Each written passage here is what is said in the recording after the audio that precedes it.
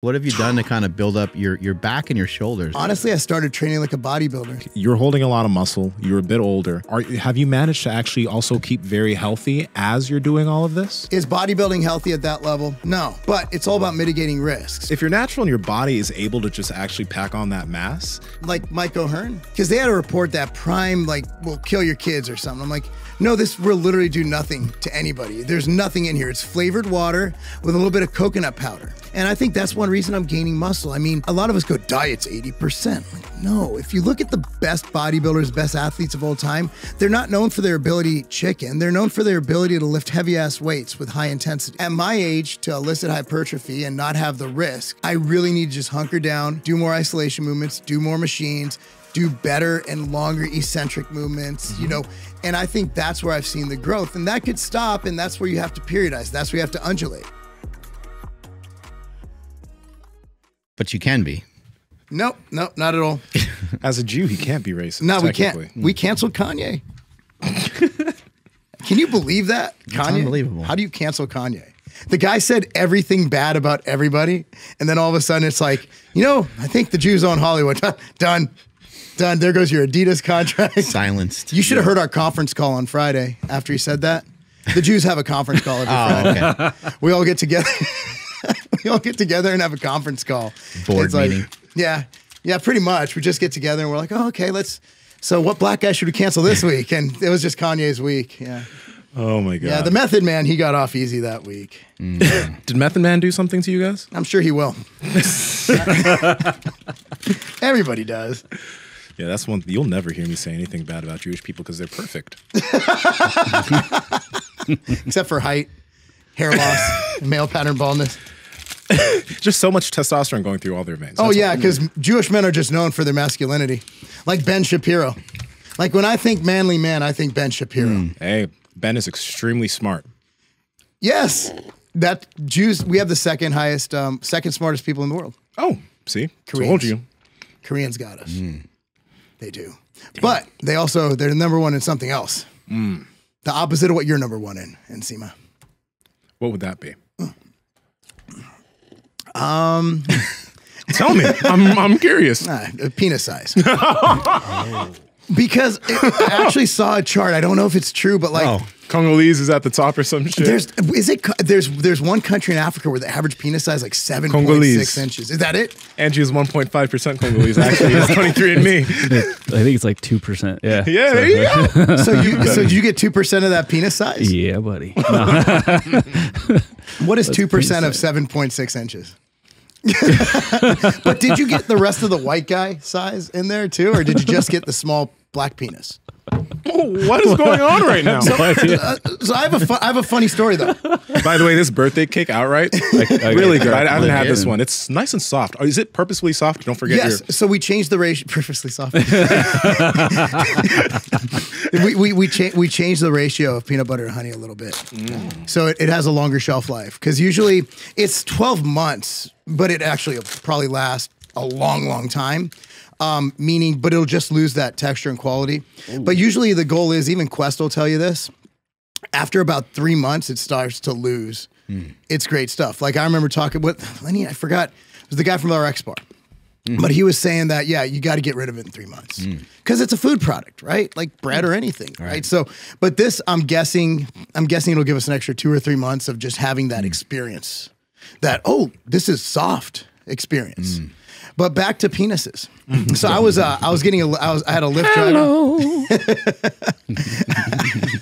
Very nice. Just massage it. Yeah. I had a Lyft driver on the way home, and out of nowhere, she's like, you know, I was with a black guy once. He came out of the bathroom, and yeah, he had a small penis.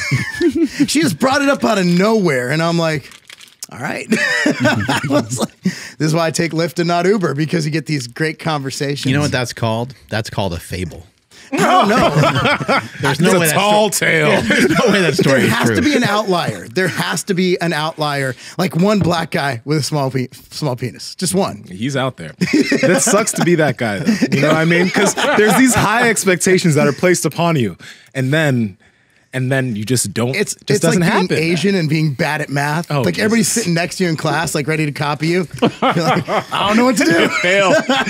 And they change What their the mind. fuck, Herman? What's going on here? Herman. Or a Jew who's broke, like a poor Jew. They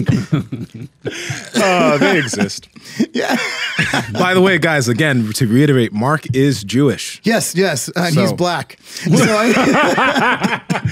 If you couldn't tell. they could be listening on Spotify or something, bro. You got to make sure. That's true. True. That's Can very we still true. can Jews cancel Jews for saying Jewish joke? Can we cancel ourselves? We're gonna see. We'll find out today. After this podcast, fuck. Is anybody Asian here? I think we've said they have small penises. I didn't say this. I did. You said this. Don't say we. Just Koreans.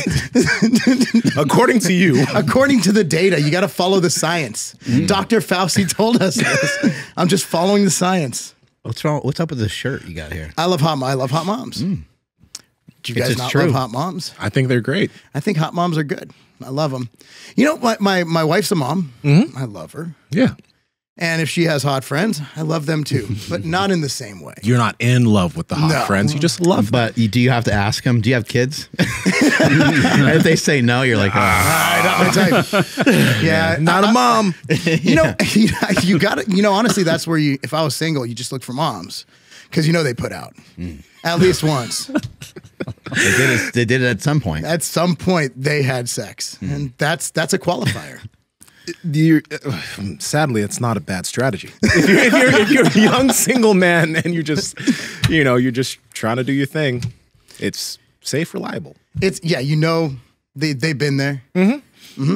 and you know where they stand on protection. I mean, it's 99. What is it, condom? Like 99 point something %. Extremely, yeah, very high. Extremely high. So I don't get why guys are out here taking risks. Like there's a very large amount of guys I know who are young who are just like, yeah, why wrap it up? It doesn't feel as good. It doesn't feel as good, man. I'm like, man, They have a point. okay. There's also STDs, dog. There's a lot of people out here just going around with syphilis. Those aren't going to feel so good. I'm Yeah. married. I don't quite have that same concern. Well, yeah, but you I know. literally hate condoms so much. I had surgery. Yeah, I had a vasectomy. Twins. Did you get a vasectomy? Yeah, definitely. It hurts, doesn't it? I sat there on the table just laughing, and the doctor's like, "Is everything okay?" I'm like, "This is stupid." I'm like, because I don't want to create more, and I want to be able to not have to wear a condom. Like, I'm willing to go get busted wide open. Like, this is stupid. And Your they're- fucking ball sack is slit open. Oh, dude. So he got done, and then the dude rolls around the chair to the other side. I'm like, what are you doing? He's like, there's two of them. Testicles. And I'm like, there's not a central valve. Like, you think there'd you be a gotta cut central them both valve off. for vasectomy. Like, there has to be an on-off switch in there somewhere. I just don't think they found it. They go in each testicle and they inject it. Whoa! Were you put out? No, dude, of course No. not. And there's there's No, nothing. you're no. There's nothing you can put on there to try to soften numb it? the They grab it and your ball, you know, the brain where you squeeze it and the ball comes out. You see the veins on the, And so then they inject it with stuff. Yeah. Are you saying they gave you literally nothing? Well, they give you no, because the number is what they put in there. Yeah, it's But needle straight I to think the. he might have put like a spray or something. Not on me. Like no. a local Your anesthetic. guy was just hardcore. He went to Yeah. one of those World War II doctors. No, because here's the thing. I was just like, oh, like you don't put like any kind of like topical numbing thing. And he was like, well, no, the needle's not the worst part. It's the medicine that goes in that you cannot avoid. I'm like, oh. And the thing is, it's like the way where they inject it is not like, if you ever feel your scrotum, there's like a knot above your testicles. Yeah. That part is like, if you squeeze that shit fucking hurts. That's where they inject. And that's where all the magic happens. What about being on testosterone? Not good enough? No, Because it lowers your No, sperm I count mean, usually. so- Not enough. So it lowers the quantity, but not the quality. And you have a lot of sperm. So, I mean, dude, didn't like Branch Warren's been on steroids since he was like 10. Ronnie Coleman has like 9 kids, bro. Like, Wait, it he doesn't does? work. Ronnie Coleman has like 8 or 9 kids, doesn't he? Good for this man. Those genes need to be out there. Yeah, That's Ronnie true. Coleman needs to have Fuck. he needs to, hopefully there's like a lot of babies running around from like other girls too. Like, I want a Ronnie Coleman baby, like Arnold's baby, but not like, he's not that great. Like, Ronnie's baby would be better than Arnold's baby. Like, Arnold's baby is kind of a disappointment. Generation Iron always posts this picture. I'm like, let down. We need someone bigger on more steroids. We need Ronnie Coleman.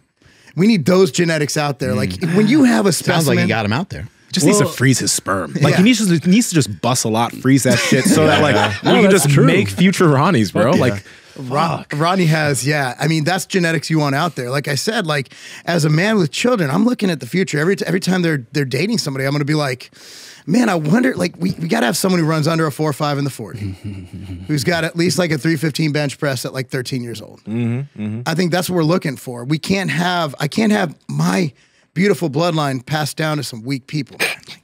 Like, but we need someone taller than me, though.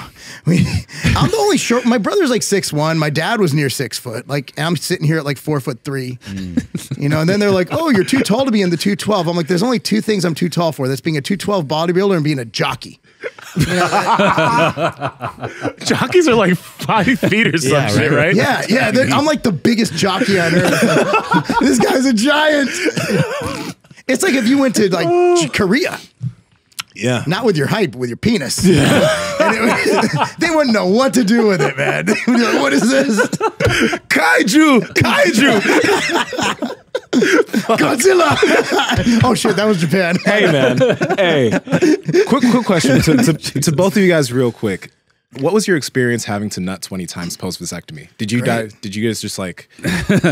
Was it? I saw it as a challenge. I tried to get it done as quick as possible. Yeah, well, because what he told me, he was like, "Oh yeah, it's gonna take like afterwards." He's like, "It's gonna be like 3 months or longer." And I'm like, "Whoa!" I'm like, "That's how long it takes to like clear it out." He's like, "Well, you have to ejaculate like about 20 times." Get that done in a day and a half. I was like, "Fuck yeah, challenge accepted." I think we did it in like 3 weeks. Yeah, I think it might have been even less. So when you go take the test, almost a nut a day. Yeah. So when you go take the test, did you take your wife with you? No. Oh, I did. I was like, I don't want to sit in this room, and we're not like my wife. Like we're not freaky at all. Like my idea of kink is hooking a leg during missionary.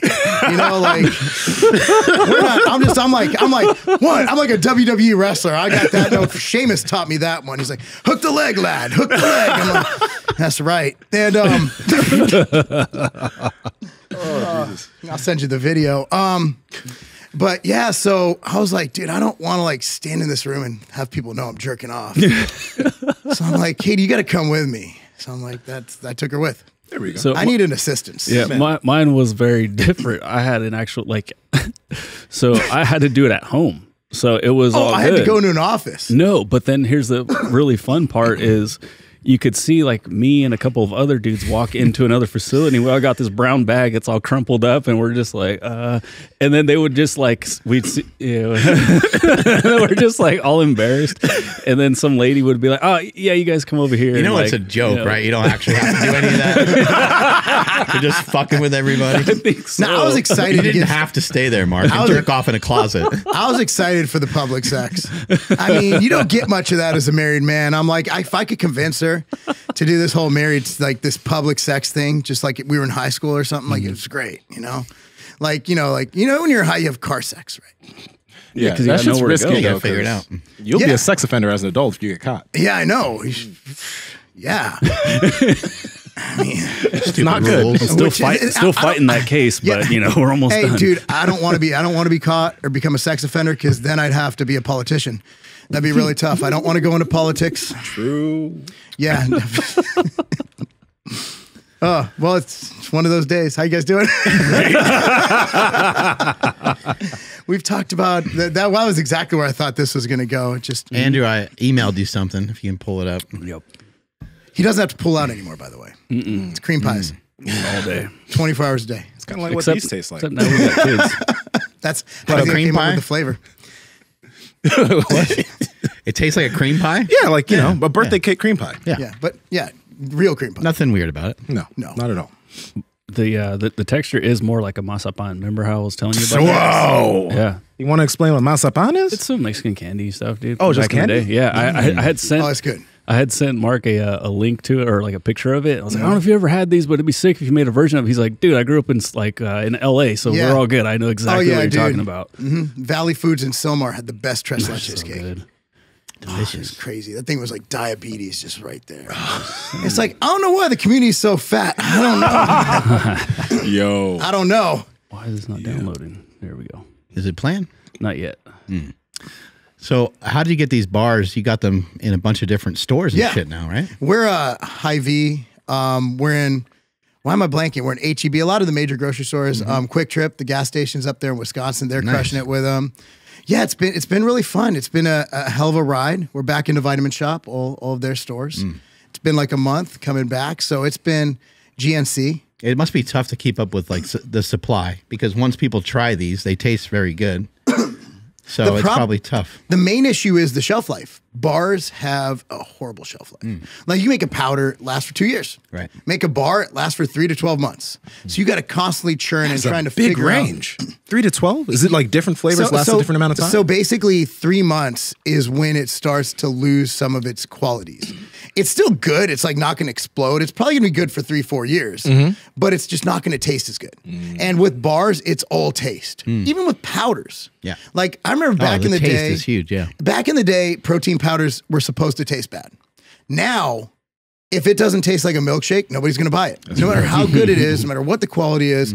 So it just has to taste perfect. So we try to keep, 2 to 3 weeks of stock. So let's say we get a big order or a new account, we're screwed.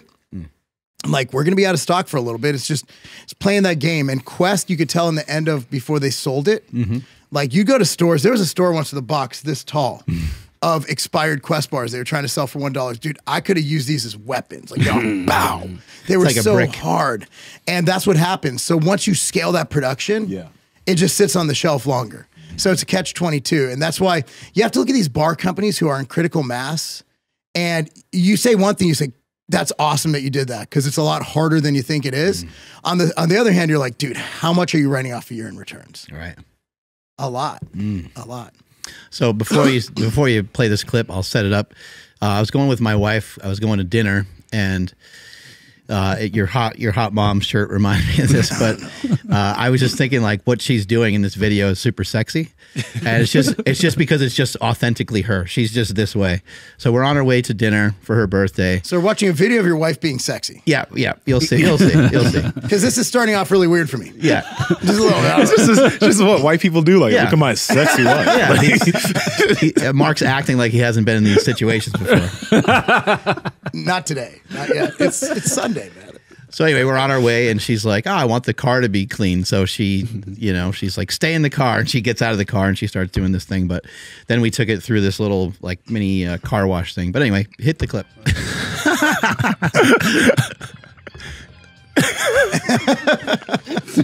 Out there frantically washing fucking bird poop off our G-Wagon there. I like how you're sitting there watching her work. That's what made me laugh. I'm such a fat, lazy piece of shit. What am I doing? Does she pump the gas too when you guys go to the gas station? Are you serious? Yeah. My wife doesn't even know how to pump gas, I don't think. It's like she opens the door for Yeah. you at dinner. She knows that like I'm gonna slow everything down and or mess everything up according to her. It's great, man. So she's just like, boop, gets it done. I'm like, that's kind of hot. I'm gonna fucking film that. I'm not as concerned about that. I'm concerned about you sitting there while she's doing that. That's a man's job. Oh, totally. Yeah, I don't care. Who said? The woman can work too. You're in California. You're in California now, buddy. Yeah. In Tennessee, their main job is to make sandwiches. All right, that's what our women I do. still get sandwiches. I don't do any laundry. I don't do any dishes. Yeah, I'm not allowed to do. I never laundry. touch the bed. I never clean anything. It's great. No, I'm just horrible at everything. I do pick up after myself a little bit here and there, but not that much. I don't do much of that either. Come to think of it, I'm just not good at it. Like she has this laundry technique, I just can't. Okay, She has a system. I'm sorry. This is something that has really shocked me. I remember Chris Elkins came on the show. He's like, "Damn, she did all the dishes and laundry and shit." What is so hard about laundry, guys? No, here's what I do in laundry. Okay. Everything that's colored. You made sure to be like colored, and you looked me right in the eye, deep in my soul. I realized I said everything that is of a color. So I just do colors, go. Okay. Yeah, cold. Yeah. Nah, she has like different colors of colors. Yeah. She has light colors, dark colors, sensitive colors. She has delicate. Sensitive colors. Delicate sounds sensitive. And so it's some process. Like I come home and I'm like, I'll take care of it. Just goes in there and turn it on and we're good. No, but she has, but granted, she can do that because we have a lot of clothes. we have 3 kids and they all play sports. There's at least 2 to 3 outfits a day. Dude, I feel like it's as simple as you have your whites, you have your colors, and then you have the one. You have your whites, your colors, and then you have the things that you just don't put in the dryer, like maybe your fancy clothes. So you dry that shit. And that's what most people think. Yeah, but no, not my wife. Okay, fair enough. Got She a has whole her system. Yeah. She has a system, and I'm not going to mess with that. And that way, I don't have to do laundry. Well, you'll get yelled at. Yeah. She's like, well, what's going to happen if red goes with black? I'm pretty sure it'll be okay. I'm pretty sure it'll be okay. I'm like, but no, you have to have them all separated. And like, girls have weird clothes. Like you're speaking as a dude who doesn't have 2 women in the house.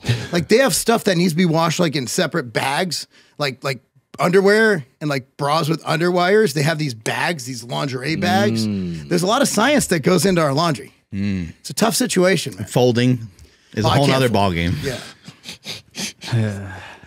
Oh god. See, but Yeah, sure, I guess. Okay. you're speaking as someone like I've been with my wife since high school. Like you too, right?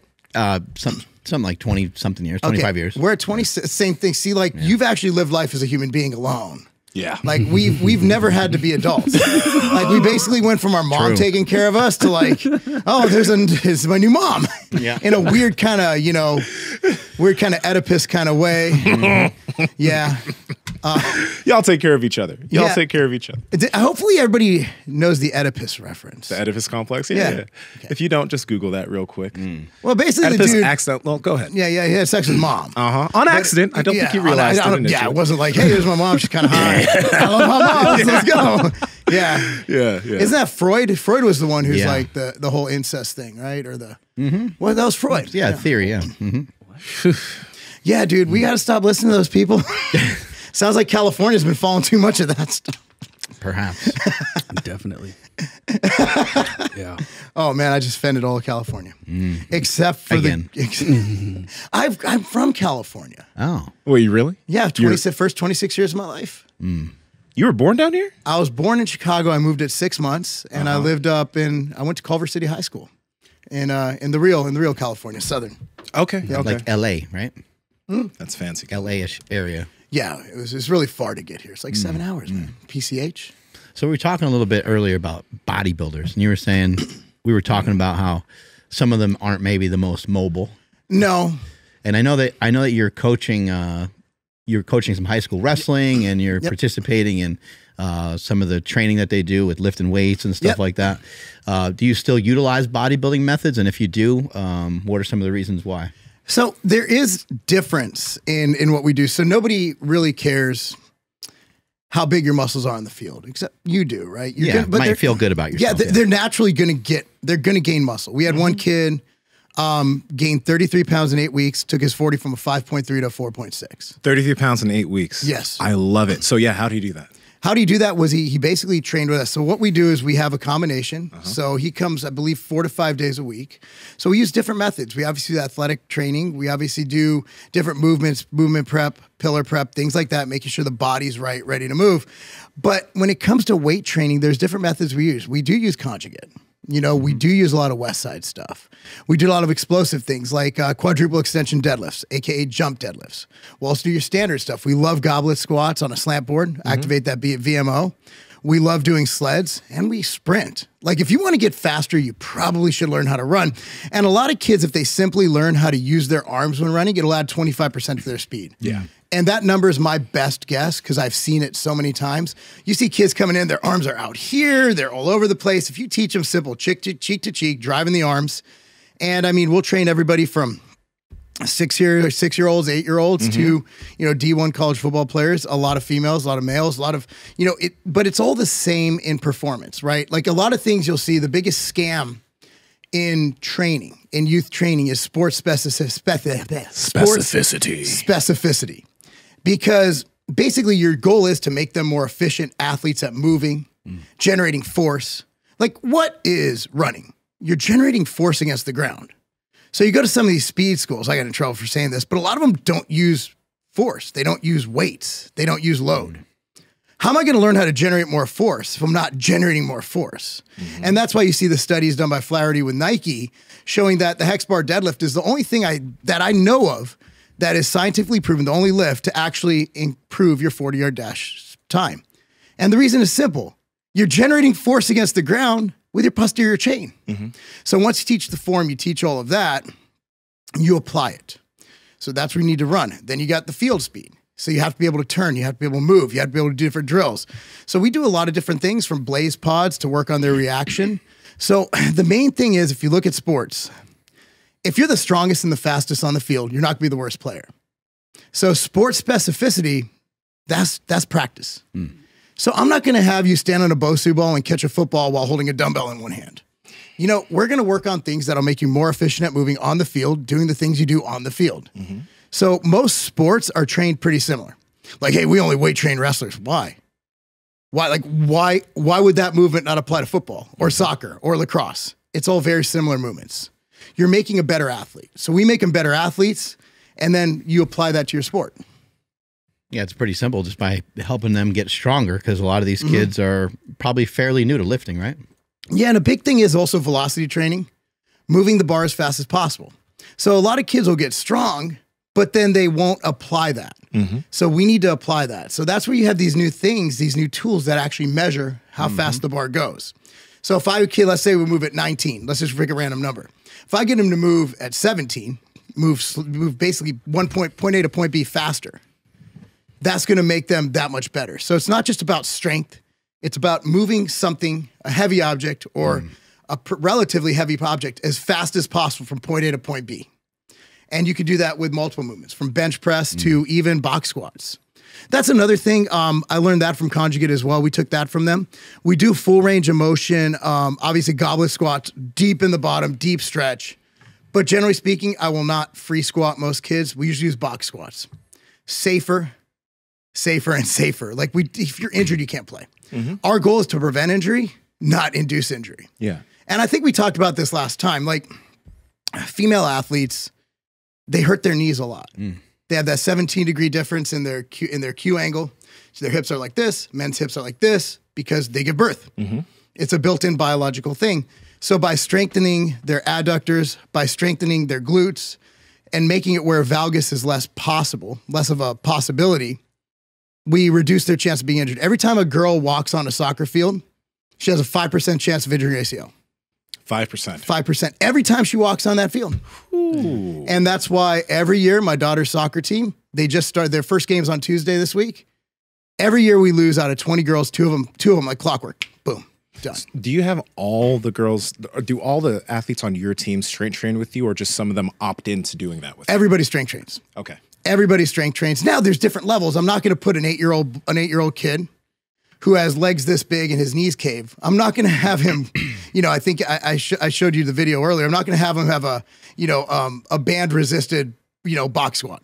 Not going to do that. But we're going to goblet squat them. We're going to do wall facing deadlifts. We're going to do a lot of ring rows to make sure that they have good posture. Yeah. We're going to increase their posterior chain. We're going to improve their upper body. And again, most of them can't bench press the bar. So what do? Well, we could use plate presses. We could use med ball throw presses. There's so many different options. And they're like push-ups. A lot of these kids can't do push-ups. But we get them where they come to us for 8 weeks. They'll be benching the bar in 8 weeks from not being able to hold their own body weight. So who's more likely to have a knee injury or an injury in general? Someone whose knees cave just standing like this or moving, or someone who could stand like this straight without their knees caving, holding 300 pounds? The weak kid's more likely to get injured. That's why it's all like, well, strength training injured kids. No. Stupid people injure kids. People who don't know how to train kids. I posted a video yesterday, that little Gronk kid. His dad had him doing a V squat. Is this on your Instagram? It's on my Instagram. He had him doing a V squat, coming down this far with 250 pounds on it. See, that's what hurt kids. What is that? Like, what? Can you tell me what this is going to do for that kid? Well, oddly enough, even though this isn't, it's a limited range of motion. So I also don't see how that's going to hurt that kid unless he started having valgus as he was coming down, right? It's not going to hurt him, but it's definitely putting pressure on him that he obviously can't handle through a full range of motion. Of course, yeah. And also, like, why would you put a kid like that in a machine? Why wouldn't he be supporting that weight with his body? Why isn't he holding why isn't he using a yoke bar? Yeah, and they're excited about the weight because it says 250 pounds. Oh yeah, well this guy's just going for click. Yeah, absolutely. He's basically pimping out his kid for clicks and whatever. But I also want people to know that what happens is this happens all the time. A bodybuilder dies, all of a sudden, all of us have bad hearts. I'm sure you've seen that. You've probably seen the chatter. Okay, obviously there's different levels of taking care of yourself during bodybuilding. Like there's a lot of bodybuilders. Ronnie's in his 50s. He's still alive. And I would venture to guess he might have taken steroids. It's a possibility. So what happens when you see people do this is they automatically lump all strength training for kids into this. Because this is what's getting the views. This is what's getting the clicks.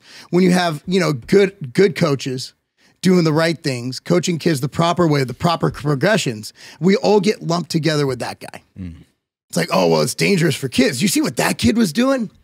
And it just lumps us in, and it makes it harder for us to get kids in because it gives us that reputation. I mean, it's unfortunately, you see what gets the clicks. And so when people think youth training, they think that. Right. They don't, because what we do isn't sexy. Like doing lateral band walks isn't sexy. Doing wall drills isn't sexy. But that's what gets the results. The simple things. Right. Simple things. We do some complex things, but they all have the intention of being able to translate in the field, make kids stronger, faster. And the number one thing we do is we make it less likely for kids to get injured. That's it. I mean, I've yet to have training over thousands of kids, including mostly female soccer players, yet to have one non-contact ACL tear. I've yet to have one real injury.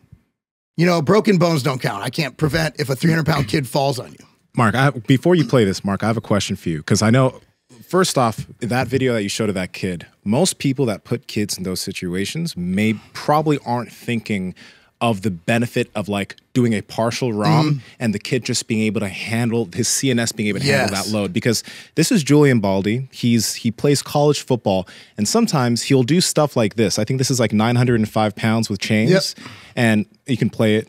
He'll just allow himself to have that partial range so his CNS understands how to handle that load and keep stability. So that kid was on that machine. I think that sometimes maybe if people know how to do it well, they can do those partial ROMs with heavier load so that they can just, their body understands what that weight feels like. Completely. That's something but it has to be, you have to know what you're doing. Yeah, and that's something that's been, I also don't think that this kid's in college. Yeah, he's in college. I wouldn't be putting a 10-year-old doing that, right? No. A 10-year-old, like my son box squats 285 pounds at 10 years old. Damn. But he also can hold a 70-pound kettlebell and do a ass to the ground goblet squat. So there's a time and place. So yeah, box squats, we set the bar a little bit higher, 90 degrees slightly above. Yeah. But I mean, we're usually, and this is something you'll take from Joel Seedman. The thing about him is, I mean, look, it's worked for his business. And I don't think there's any wrong training. There's just training that we like better than the other, right? And that was a great debate, by the way. So Thinking of the video from the other day with the recent. Okay, so please don't lose your train of thought. But Joel, it'll be gone in a minute. But go ahead. you're on your son. Yeah, Joel's just posted some interesting stuff as of recent. Like he posts cool stuff, but then I see stuff like this, and I'm just like, dog. I don't think I can finish this podcast. This is okay. I mean, if you think about it, okay, maybe this athlete is like learning how to be stable in that position when he's being tugged in different areas, and he's learning how to keep his neck strong, right? So it makes sense. It just looks ridiculous. Because think about it. This doesn't make sense. Let's try to just give him the benefit of the doubt there. You see what might be going on, right? Like you see what might be happening to the athlete and the forces they need to be able to handle. Because look, he's pulling on his neck. As a football player, probably, you need to be able to handle that type of force. He's having to be stable in this offset position. It looks crazy, and I wouldn't do it. The kettlebell around the head too. I know his head has to stay stable. His neck has to stay stable. It is fucking wild, though. With all due respect, this is the dumbest shit. I haven't seen this one. This totally caught me off guard. I think I need another mind bullet after that one. Look, man, there's. I mean, he has his ways, and obviously a lot of people think they work. And I do think that, you know, the box squat, we're trying to generate as much force as possible, get them to start without the rubber band effect at the bottom, and handle loads above what they'd normally handle if they didn't have that box there, and also prevent them from injuring themselves, which, you know, you've injured yourself on a squat. We want to be able to load that. And on a box squat, if they screw up, we have time to get there and brace them and come up. this is honestly, well, it was funny because when I listened to the debate with my friend Mike Israel and this guy, Joel Seedman, who's, I don't know, he seems like a great guy. How much is he actually using this, or is this just? He said a lot of it is for clicks. He said that this makes up maybe like 10% of his training. So here's me giving kind of the benefit of the doubt, and on the other hand, calling him kind of a shyster, which as a Jew I can do that. At the end of the day, if he literally said that most of what he does is not what he shows, and he just does this for clicks, I doubt that he's doing that much. You know, I mean, I hope not, because he needs to take the athletes through a full range of motion. He needs to take the athletes and make them. I think part of his like thesis statement is that is full range of motion. That's sort of his angle on things. So his angle is you never do a deep squat on the football field, basically. And but we're looking at that, but you should always train through the full range, because how do you strengthen your vastus medialis if you're not doing that full range of motion? I mean, we know that you have to go pretty damn deep to strengthen that. And if you don't train it through a full range of motion, like, you're not strong. So let's say for some reason your arm does get caught back here. You know, you have to have that full range, that good conditioning of the muscle, of the tendon, of the joint. And I just think, I mean, it's social media in a nutshell. Would he be doing this if he didn't have Instagram? Like, does he really think that tugging at it reminds me of that time I dated a girl with pigtails.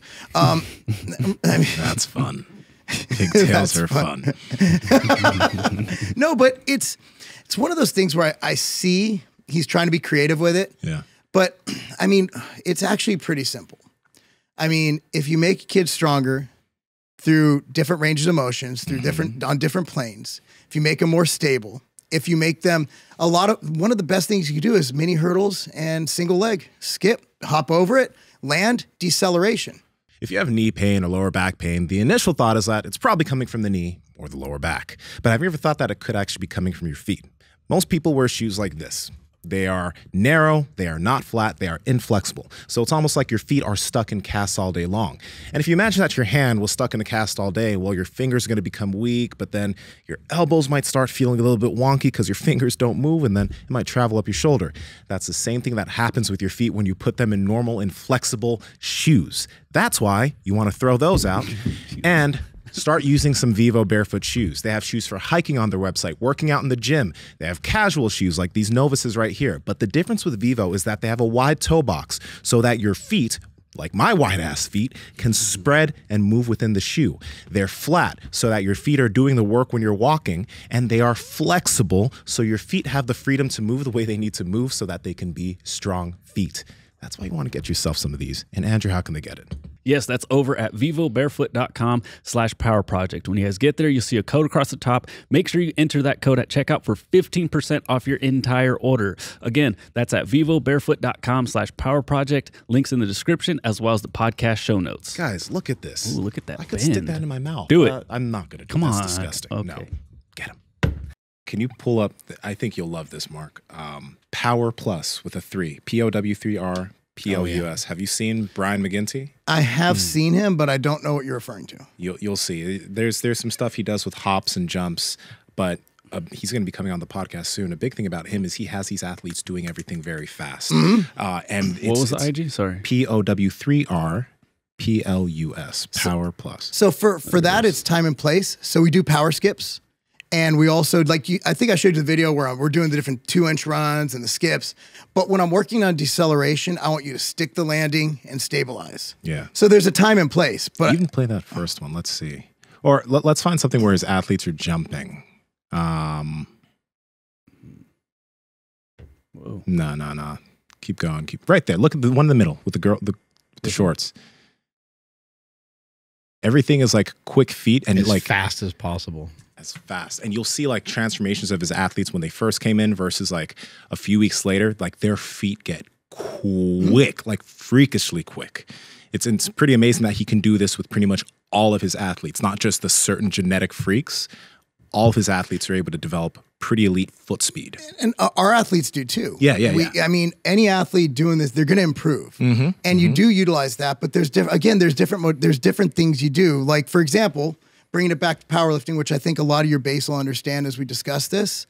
dynamic versus, max effort days, right? Yeah. So certain days we'll work more lateral and we'll do more dynamic and we'll work more speed. On other days, we're going to work on landing, deceleration, and power. So that's something we use is called, and it all goes undulating periodization. Undulating periodization means you don't have to do the same rep scheme and the same. So I kind of lump it in with Exos. So Exos has 3 phases: hypertrophy, strength, and power. Hypertrophy would be gaining muscle. The theory is more men in a boat. You have more men rowing the boat, hyperplasia. So they kind of tie it into hyperplasia, which kind of, but hypertrophy, same thing. So they kind of, I think in Exos' teachings, they kind of misidentify how much hyperplasia you could get. I mean, unless you're on a ton of GH, but Yeah, you can't grow forever. yeah. So hypertrophy, strength, power is basically combining speed and strength.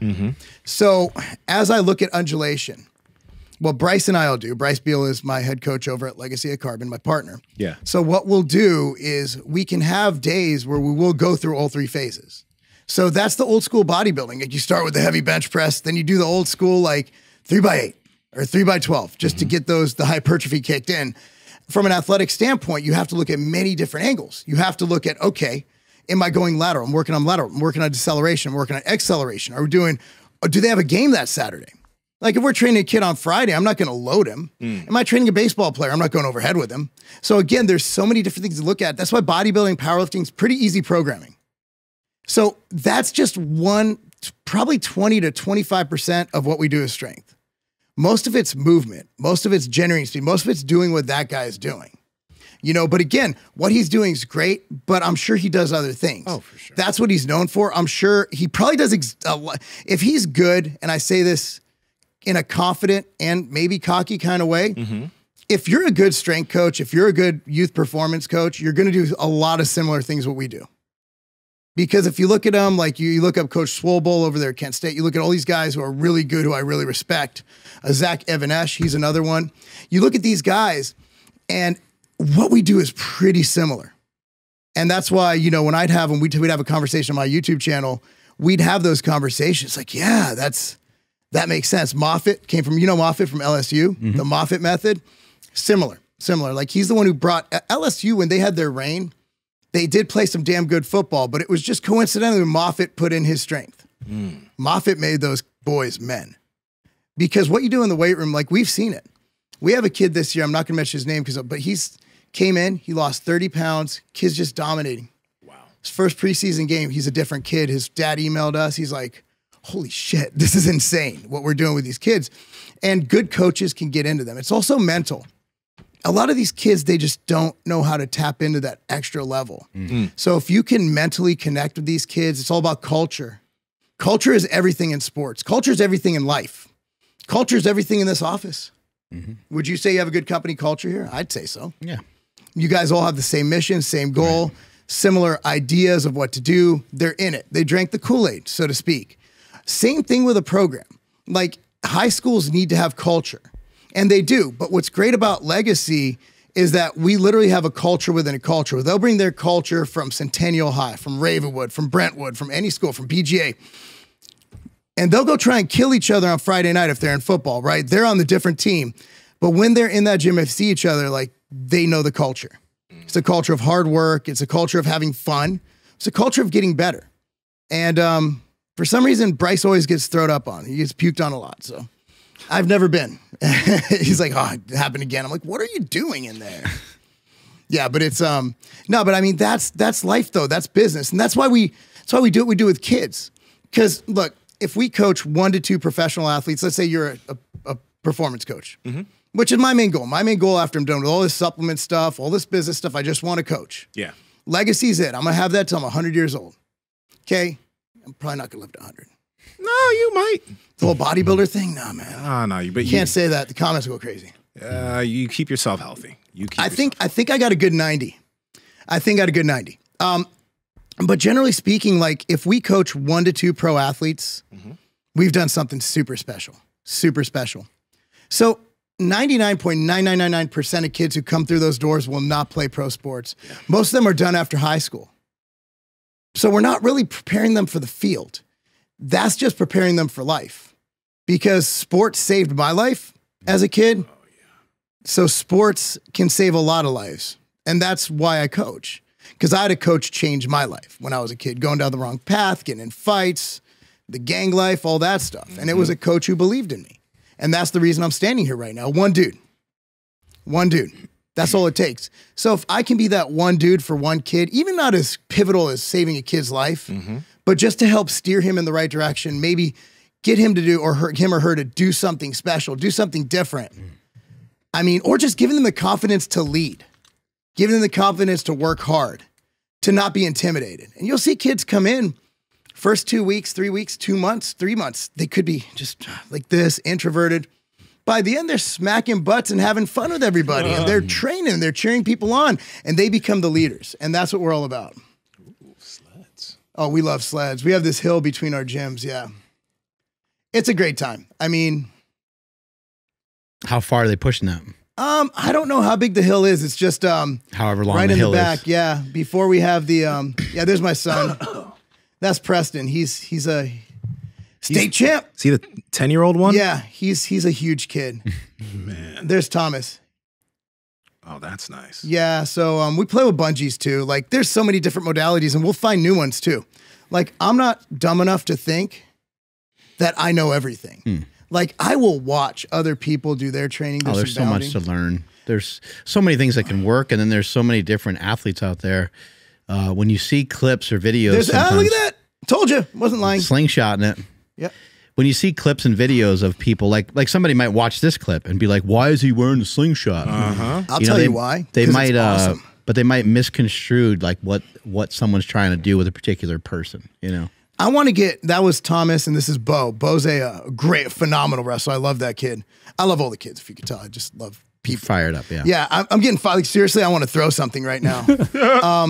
No, but for the slingshot, what's great about it is for them, I'm not really worried about a pec tear. I've never seen a 13 or 15-year-old tear a pec. I'm not really worried about that, not with that weight. Right. But I want them, what's crazy is we got that weight with the slingshot. 2 weeks later, we got it without the That's what it's slingshot. supposed to be for. So we got them, you were talking about handling the weight, the slingshot. I mean, we have a red and a blue. We break it out when it's the right time. It's weird that a lot of people have this idea that the slingshot's just for your ego, but it's like, it'll help you be able to get out of certain positions of the movement safely. And you'll be able to handle that load. You'll sooner or later be able to handle it without a slingshot, but at least you can work with it now. Yep. Right. You know, before you're able to do it without. A lot of people, kind of deem it as cheating, and I would think like, if we're going to say that that's cheating, then putting on a belt is, or any supportive. People say the same thing about hex bar deadlifts because they're easier. Right. And I say, well, you're lifting the same weight. How are they easier? Oh, because you're in a more natural position where you're not, when you're doing a regular deadlift, again, I'm not pooping on deadlifts, but if I'm training athletes, we're doing hex bars. I have 10 hex bars. I have more hex bars than I need. There's these are speed. We got some bands on there. Good speed and good form. Okay, that's DJ. Cool that's the thing. kid who went from 5'3" to 4'6". That's his brother Jordan. These kids are beasts. I like how the technique is locked in. Because sometimes when people go fast, they start to just, kind of throw the weight around. We are technique Nazis to the point where kids kind of hate me.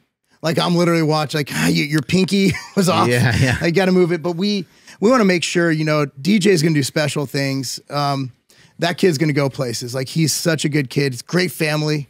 Like just so good. Cool. Love this kid. I mean, he's like, that's the kid you want in there just working and leading everybody else. And that's the thing. I hate private sessions, which sucks because you make a lot more money doing them. So with kids, like what I'll do is I'll always put a wrestler in every group. I'll be like, hey, can you come at 4 instead of 5 today? Because wrestlers will make everybody else look lazy. We got this kid, Noah, and he's insane. He will literally train to the point of passing out for no reason every session because he pushes himself that hard. Like his work rate is beyond anything you've ever seen. So I like having a group of kids, right? Because they level up to each other. And sometimes what I used to bring my daughter who outlifts all the boys. So she'd come in there like a 125-pound girl, deadlifting 400 pounds. She'll hex bar 400, yeah. Hey, yo, good for her. But yeah, for hex bars, I mean, we've gone on this. But the reason I like hex bar is that you're not tilted forward like you are with the straight bar. You're in a more neutral position. Less. Obviously, you can have your hands where it's less risk of a bicep tear as you get to go heavier.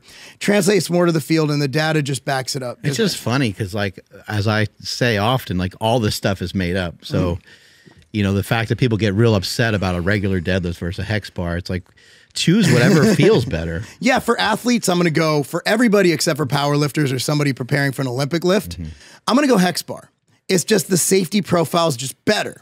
It just is, objectively speaking, you're in a more neutral position. I would agree with that. And a box squat is a little safer. A slingshot bench press can be a little safer. So, you know, Laura Phelps. Yeah, absolutely. Yeah, so she's my business partner in my gym in Ohio. Awesome. And so she's the one, I used to do free squats. And then, like I said, we don't know everything. And then she did a seminar. Hey, come on, it's at our gym. Let's go. I'm like, yeah. So I drove to Ohio, and I'm like, yeah, we need to just box squat. Like, she made a great point. She's like, why? Why not?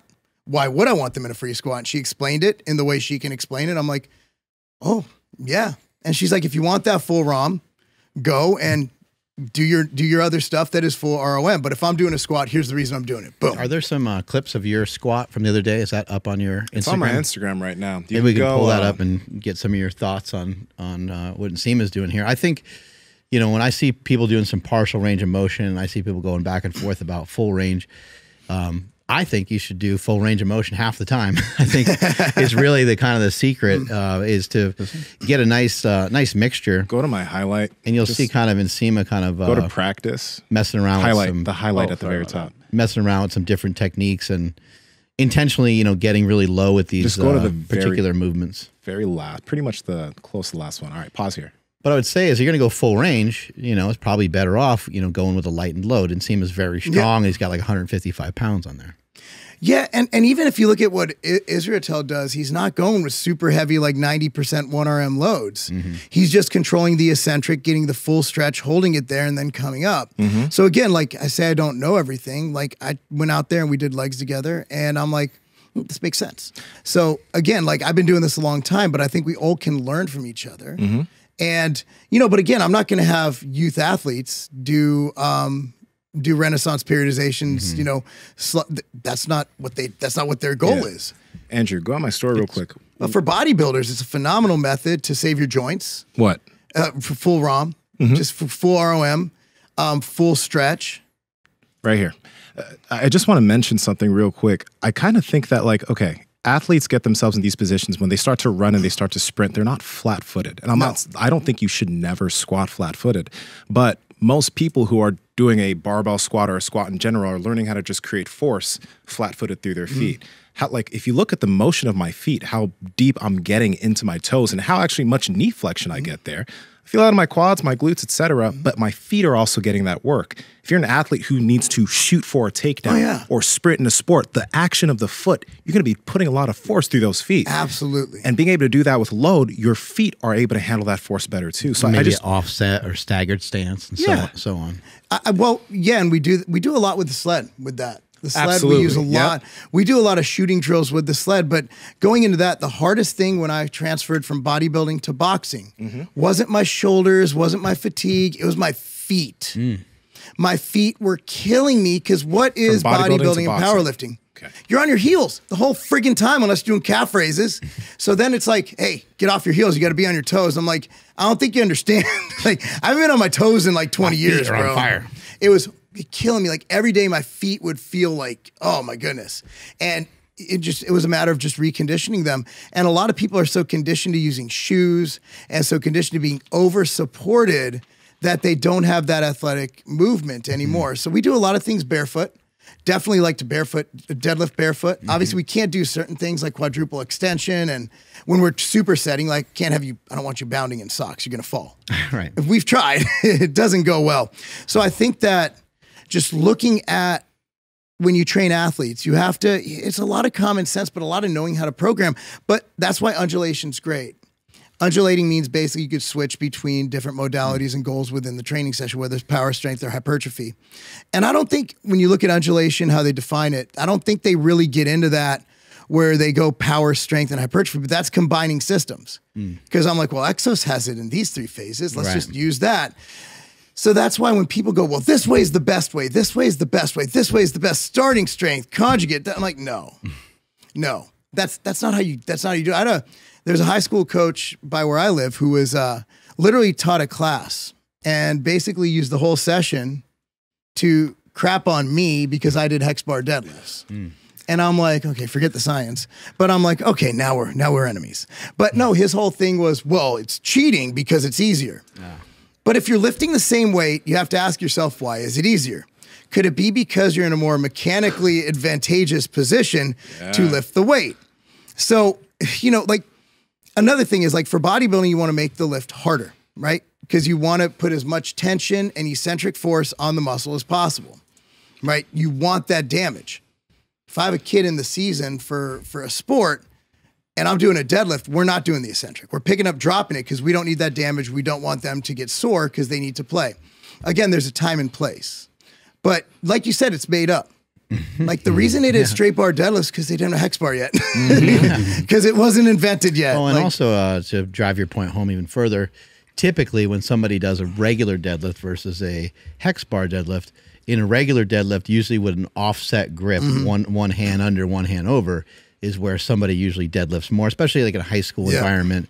Maybe you don't have straps. Maybe kids didn't learn the hook grip quite yet, kind of thing. And so that's going to actually tilt and pull on your back, your spine in a slightly different way than just a regular deadlift, where the case for the hex bar, your hands are just facing each other. Yeah, it's just... And again, I'm not going to do a quadruple extension jump deadlift with the bar. You're just going to, the kid's going to either hit themselves in the shin or where it hurts. So again, there's a time and place, and I'm just not a fan of the straight bar for the applications that I use, unless you're a power lifter. If you're a power lifter, I mean, but other than that, here's a question for you. Do you see any time when a straight bar deadlift would be more advantageous than the hex bar deadlift other than for powerlifting or preparing for an Olympic sport? The only thing I can think of is if you wanted a kid to maybe do like RDLs. I have not really tried. RDL is a different story. Yeah, like if you're doing like a straight leg deadlift to try to really get into the hamstrings, I think the way that a straight bar is set up is probably a little superior. But absolutely. Other than that, I can't think of any other reason on why you would even give a shit. Yeah, I love hex bars. I mean, it's the first thing I bought. When I was coaching, when I was doing the strength program at Campton United in Illinois, the soccer program, they're like, what do you need? I need 5 hex bars and some bumper plates. That's it. That's it. And then bands. We got that whole area set up for under $1,500. Yeah. And there's so many different ways that you can set up that, like the hex bar in itself. You could do a stagger stance hex bar deadlift. You could do it from a deficit. There's a lot of ways you can set that up. Yeah. So it doesn't need to just be done in one way. Bingo. But the pull is more advantageous, and it's much easier for an athlete to be able to do. Athletes could even fucking jump with it if they wanted to. That's what we do. It's a quadruple extension. So the goal, when I coach that, the goal is not to jump. It's to produce so much force that your feet leave the ground. Yeah. Different mental push. Because when they're trying to jump, their upper body does weird things. So when you just say deadlift, it's so fast that your feet leave the ground. And that's the way to, if you're looking at how to coach it, because I guarantee if they jump with this, it's gonna make some weird, just that simple mental cue. Simple mental cue. It's all about the cues. There's something I did. This is why I ran into the gym. There's something I wanted to mention. These aren't released yet. They're the Modus Strength shoe from Vivo. But this is why, like, if you're planning on doing things on your forefoot, most shoes are really fucking stiff. Like, the action of the foot I was able to get here because these shoes are flexible enough for me to get here comfortably. But if you're using like a standard fucking, like, even some Metcons, Nike Metcons, or some of those CrossFit shoes, they are very stiff here. Very stiff. So if you try to get this foot action, your foot isn't even going to want to do that because the shoe's going to be stopping you, which is why these types of things make a very big difference. Shoes are very important. That or barefoot. Yeah, you know? I'll barefoot as much as possible. Yeah, and for the kids, it's like, you know, sometimes they'll come in with the really high heel shoes, like the Nikes. Those Air Max are the worst thing you could possibly wear to train in. You know, it's one of those things where I'm more of a minimalist type guy, but you know, the kids just wear what's cool.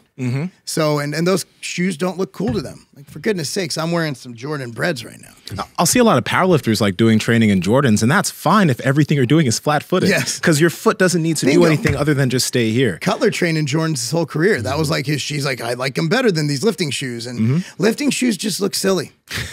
They just do. It's when I remember Atomics back in the day. They still out there. I remember those. So they were my bodybuilding shoe. Oh, dude, they were so like OTOMIX. Rider wear made them pretty nice. Like theirs are pretty slick. The Kai Green versions are pretty slick. I love those guys. But like for the most part, man, Atomics has stepped up their game too. Okay, but for the most part, those are so sick. Oh yeah. Oh yeah. But they look, I mean, I've never worn any, but they look like they're pretty flexible. They're very minimalist. Yeah. They're the first minimalist shoe I know. A little bit like a wrestling shoe, right?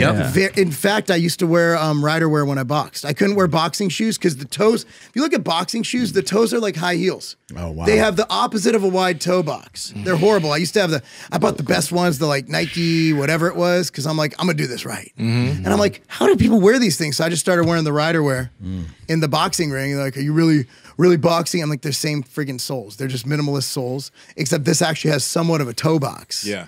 But yeah, I think that's the biggest thing we've pretty much found out is I think we found out a lot more about feet. You know, it's not just a way to make extra money on the internet by selling feet pics, which is a thing. There's a site like an OnlyFans for feet. My female Kendall, y'all remember? Don't forget the feet. He was getting excited. We had he won the world championship as a bodybuilder, and he also just got his classic physique card as a natural. But he's mentioning how one of his clients was a woman, and she got a DM, and she's like, "Huh, okay." She took a picture of her feet, sent it, and then immediately got a $5,000 cash app. I would totally do that. So yeah, a couple of my female employees were telling me about this site where they sell feet pics. I'm like, I don't want to know what you do on your free time. What's the website? I forget, it was like feet something. I forgot what it was. I don't really want to text her on a Sunday. I'll find it. But yeah, it's especially about that. It's like an OnlyFans for feet. Yeah, could you imagine? Yeah. I was like, Feet Finder, fun with feet. Oh, like, I don't know. Yeah, view, buy, and select feet pics. Yeah, Andrew, go to feetfinder.co. Right. It's not XXX. It's like you're not going to see any. Or funwithfeet.com. Buy and sell feet pics, videos, and more. Power Project family, we talk about eating meat all the time on this podcast. Pause. But sometimes you might want to eat some different meat. Pause. You might want to eat duck, chicken, Japanese A5 Wagyu. You might want to change things up. That's why we've partnered with Good Life Proteins, which also has certified Piedmontese beef on their website. Now, all you have to do is head to goodlifeproteins.com and you can select Build a Box with all of the proteins that you want. Then you'll select Subscribe and Save to save money on all of your meat. Pause. Enter code POWERPROJECT to save an extra 5% on any subscription you select. So if you want to get your beef every 2 weeks, you'll be able to save 25% on all of your meat. Again, that's goodlifeproteins.com. Links are in the description along with the podcast show notes. So what would it take for you to go on an OnlyFans? Like what bottom would you, because you do great on OnlyFans. I would. Yeah. What would it take? Yeah. What would you need? Like, what is your moral compass for only? Because I have when I was in college, I was actually offered to strip at a gay strip club. Yeah. Because I was in pretty good shape. And I'm like, yeah, I mean, for me, it didn't matter. I was engaged. Like, I'm looking at it as just a job. And then I'm like, nah, those pictures, this is before social media. Do you have a lot of chest hair? I didn't know. Could you grow a lot of chest hair? I grow a little bit. Bro, you be good in that community. Oh, the bears? Oh, they love you. So, yeah, I think. And you got those nice blue eyes, too. Yeah. The blue eyes were a killer before I got the wrinkles around. Now I look like a Sharpay. I mean, I'm okay with that. I mean, I just got to get Mike O'Hearn's Botox doctor's name. I'm just playing. I'm guessing he's all natural. I didn't ask, but I don't know. Look, man, I wish somebody made Botox jokes about me. I got so many wrinkles, man. It's like, shit. Like I look like a giant. You're like, you have that dick skin. I'm like all over. It's just wrinkled everywhere. Man, but yeah, I mean, I don't know. I mean, I'd almost rather just work a remedial job. I don't know if I want to go down that selling. Because bodybuilders can make money doing stuff like no matter what you look like. I've seen a lot of bodybuilders make some good G4P money. I'm like, man, if he can make that, I'd be crushing it. I don't know. I mean, do you have a number? Like how broke would you have to be? Like, or would you try to do other things? I feel like I'd have to have no other opportunities, just to be perfectly honest. Because I think that like once you go down that road of, and no shame to sex workers who do that, but once you go down that road, it's like that you're now associated with that. You can't escape it. It's like Kai. Like Kai's embraced it though. He's like, I'm no. He said he makes the grapefruit joke all the time, as he should. Like, Yeah. what else are you gonna do? Yeah. Like, Mark, what about you and the whole G for P thing? What would it take? Is there How a do you think number? I got rich? But the slingshot, I heard you sold a couple of them. A few. Yeah, beats selling protein bars like that. What idiot would do that? But dude, you know, Actually, branch chains were my thing. That's how I made my first. have you guys seen the NPC trend? On Okay, TikTok? NPC What? girl. I heard about it. I don't know what it is. Okay, so there's this girl on TikTok, and people on TikTok, so they'll type something in the chat, and they're live streaming. So people will type this, and then they'll do like an NPC automatic reaction. This woman is making $7,000 per day. What? Just sitting there saying shit, Oh, being an that's what that NPC. is? Yeah, on live. She's making $7,000 a day. And she's not even going nude or anything. She's just being an NPC, a non-player character. You know? My goodness. $7,000 per day. Why didn't I think of this? Like, I've been working so hard. I could have just done that. Oh, it's crazy. But the internet's wild. Sounds like a slightly different route. It sounds I mean, it's better than the OnlyFans, I guess. The thing they don't tell you is a lot of girls on OnlyFans make nothing and destroy their lives because of it. Like, good luck. I mean, the thing is, like, when you get someone applying for a job, you look at their social media. You almost have to at this point. And, you know, if you Google their name and all of a sudden their OnlyFans pops up, I mean, for me, it wouldn't really, I don't think it would bother me as an employer. I'm like, whatever. But I think that most big companies would be like, I don't know. I don't think we want that in the workplace. Better have an alias. Yeah, Don't use a real name. You got to be careful. Like now, like I keep telling our athletes, going back to athletes, like you can't go to parties because someone get a picture of you drinking a beer or something, and you got a D1 scholarship gone. Who was that one college? That guy who was one of the #1 recruits, and he was just rapping, and he dropped the N-bomb. Ooh. Was he a white boy trapped it? Yeah, Aw, obviously. man. Like, That's the one rule. Yeah, Rap just- all you want, just don't say it. don't say it. Like, I don't understand. Oh, is this her? Yeah, this is her.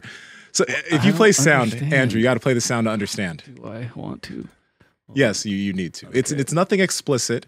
It's too hard. Blue, blue, it's me. Oh, thank you, baby. You got me feeling like a queen. Gang, gang, gang, gang, gang, gang. So again, people are Mm, typing in the so things that good. she needs to okay. say, the commands, and she's the NPC. So have you guys played video games where you go up to an NPC and they say the same thing? Yes. That is what she's doing.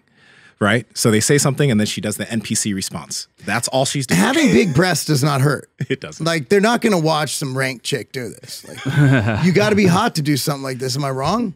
I believe you're Yeah, right. you got to. Like, Very you correct. got to be, you That's got to be true. hot. Like, it just is what it is. Like, you can't. Like, an ugly girl couldn't pull that off. She could if she had a great personality. Nobody cares about personality. Like, Some people doing the NPC trend have great personalities and they're doing well. Okay. Maybe not $7,000 a day well, but they're doing well. so here's the thing. Like, nobody ever walked up to a girl and go, man, I'm just looking at her personality right now. No, it's so personality is what keeps them. You said that. But physical is what people is what you get noticed for. It is what it is.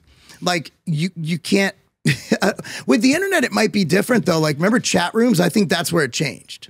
Because remember the IRC chat rooms? I'm old enough for that. You're old enough for that. It was the first like messenger, and then AOL Instant Messenger came out, changed the game.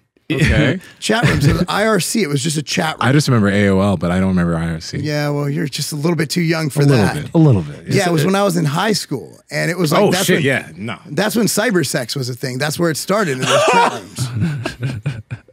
I was in my teens, bro. Anything worked at that point. So like, yeah, so it was just like literally like these chat rooms came on, but yeah, the internet's gone through some transitions, some phases, and then you went through the AOL Instant Messenger, and now you have, you know, basically catfishing, right? Now you have, is Tinder still a thing? People still use Tinder's that? 100% Still a thing. Yeah. So do you think that's given people are less likely? Do you think men still pick up women? Outside in Like the in the world, in the wild. grass. In the wild. I mean, yeah, some do, but I mean, it's getting because How'd you meet your girlfriend? I met her here.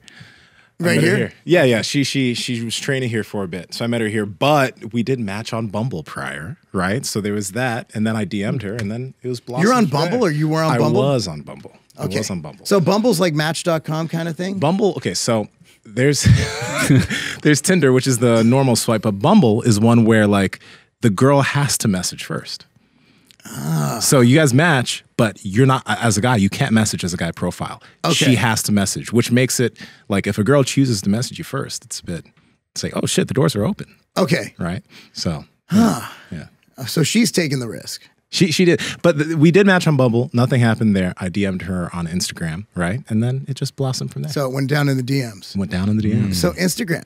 I think that, okay, so it's more of a, but you knew. But I have seen her. We've Yeah. done stuff together here. We did shoots together here and stuff. So we kind of knew each other, but we didn't like know Same each as my other. wife and I, just in a different era. Yeah. My wife asked me out on AOL Instant Messenger. And she was the captain of the cheerleading team. I was the captain of the football team. So we obviously knew each other. We just ran in different packs.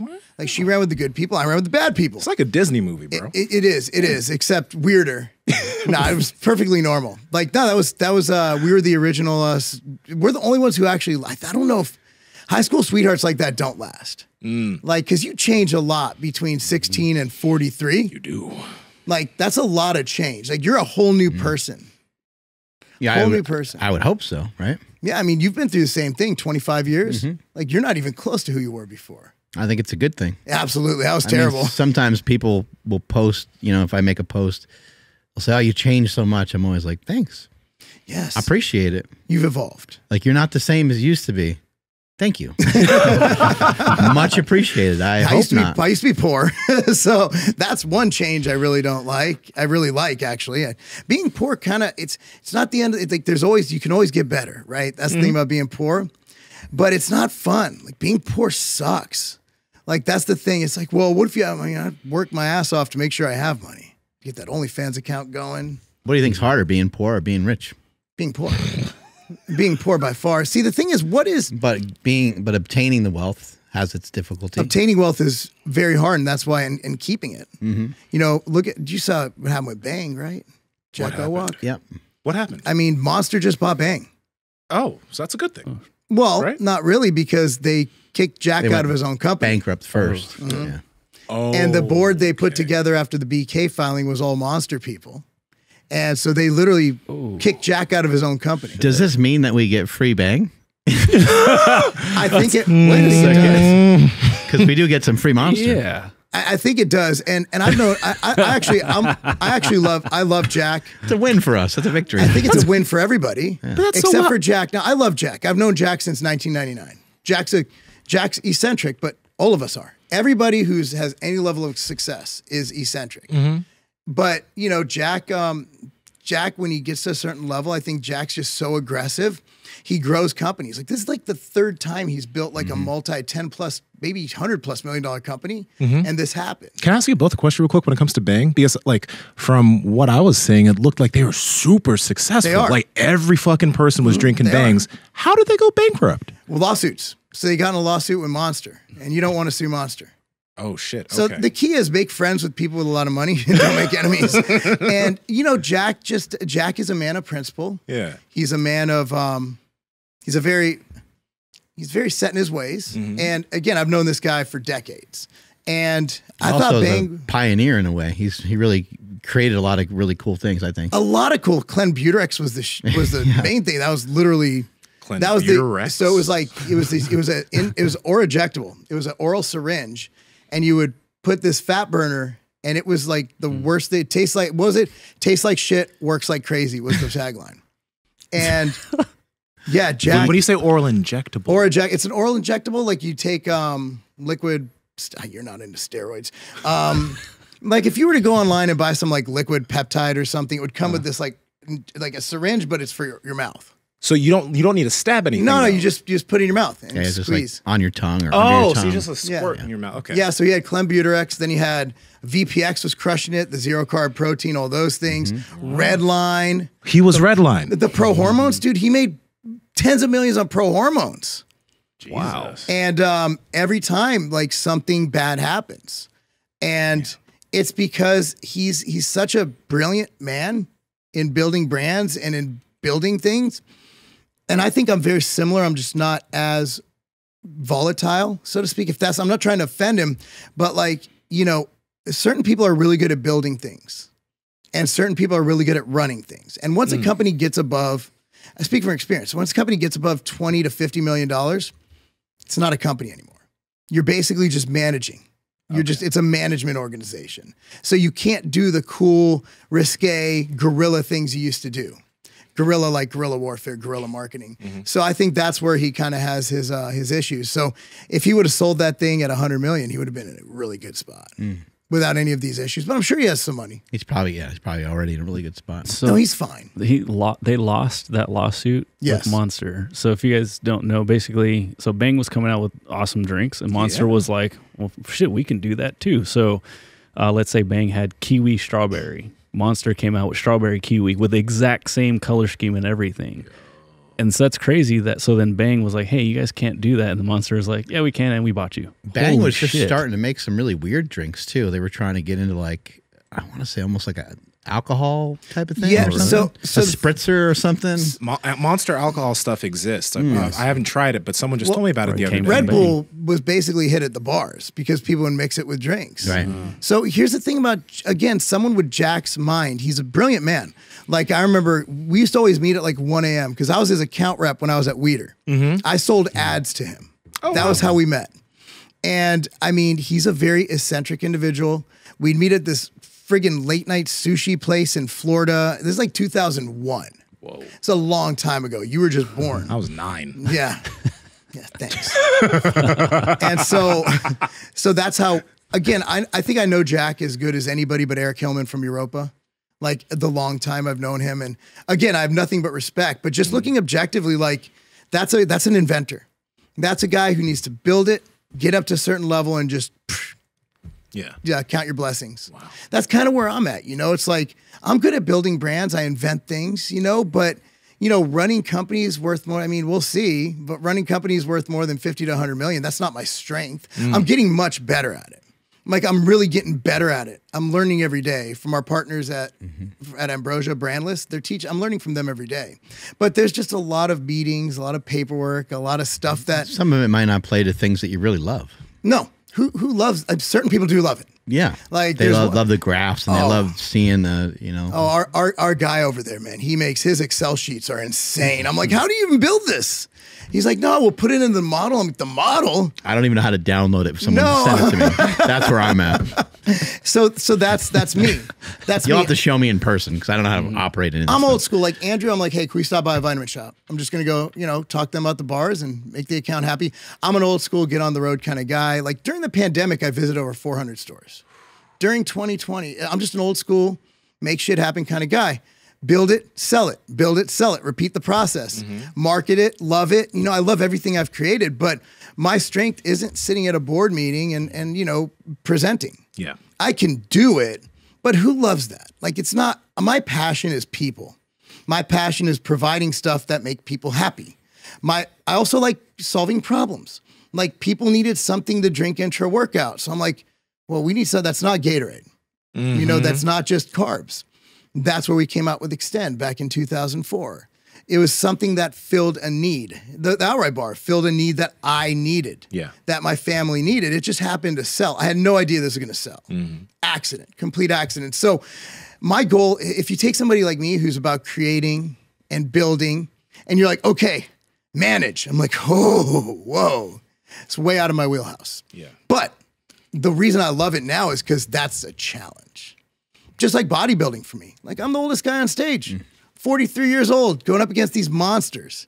This is not a discredit. When you're on stage, nobody cares. They don't go like, hey, before we judge you, how many hours do you work in your real job? They're like, these guys are doing this. They're literally, a lot of them are like, just, that guy's got a wife and kids. Yeah. So we're going to give him, he gets an extra point. Yeah, exactly. No, they don't care. You're just looking at you. You're a piece of meat. Yeah. So you go on that stage and these guys are doing this. A lot of them are doing it full time. Or they might be training some people, which, the week before the show, and this is why I should have dropped out of the New York Pro, but I wanted to do a pro show. But the week before I had an emergency, I was eating Chipotle a week out from the show as my man, literally 3 times a day because I didn't have time to pack. 4 days in a row, I'm on the road and I had an emergency business meeting. I got it done. I should have dropped the show, but you know what the internet would do to me if I did that. Yeah. So I was like, fuck it. Everybody's like, you were shredded, but I totally missed my peak. It was my fault. No one else's fault. So, what you learn from these things is see if you can bring up some of those pictures. You look gnarly. Well, you can post the posing video is the first pinned one on there. Okay.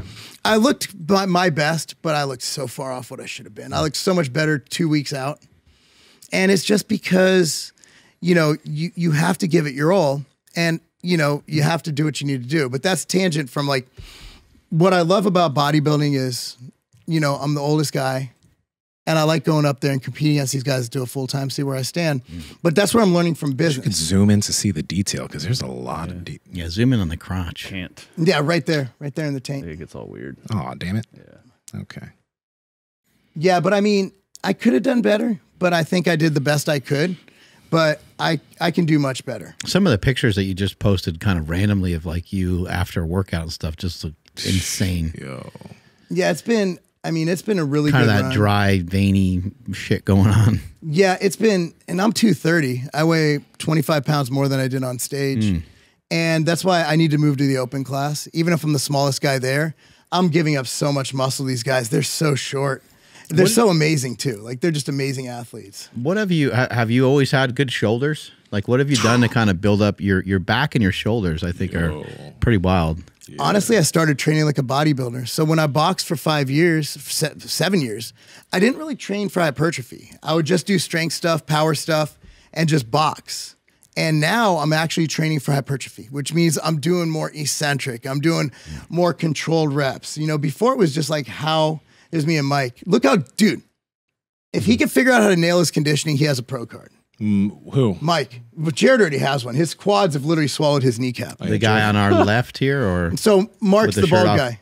No, the Mike Israel on the Mike. right. Oh, Yeah. My bad. Yeah. Jared. So yeah, Jared and Mike's they look slightly different.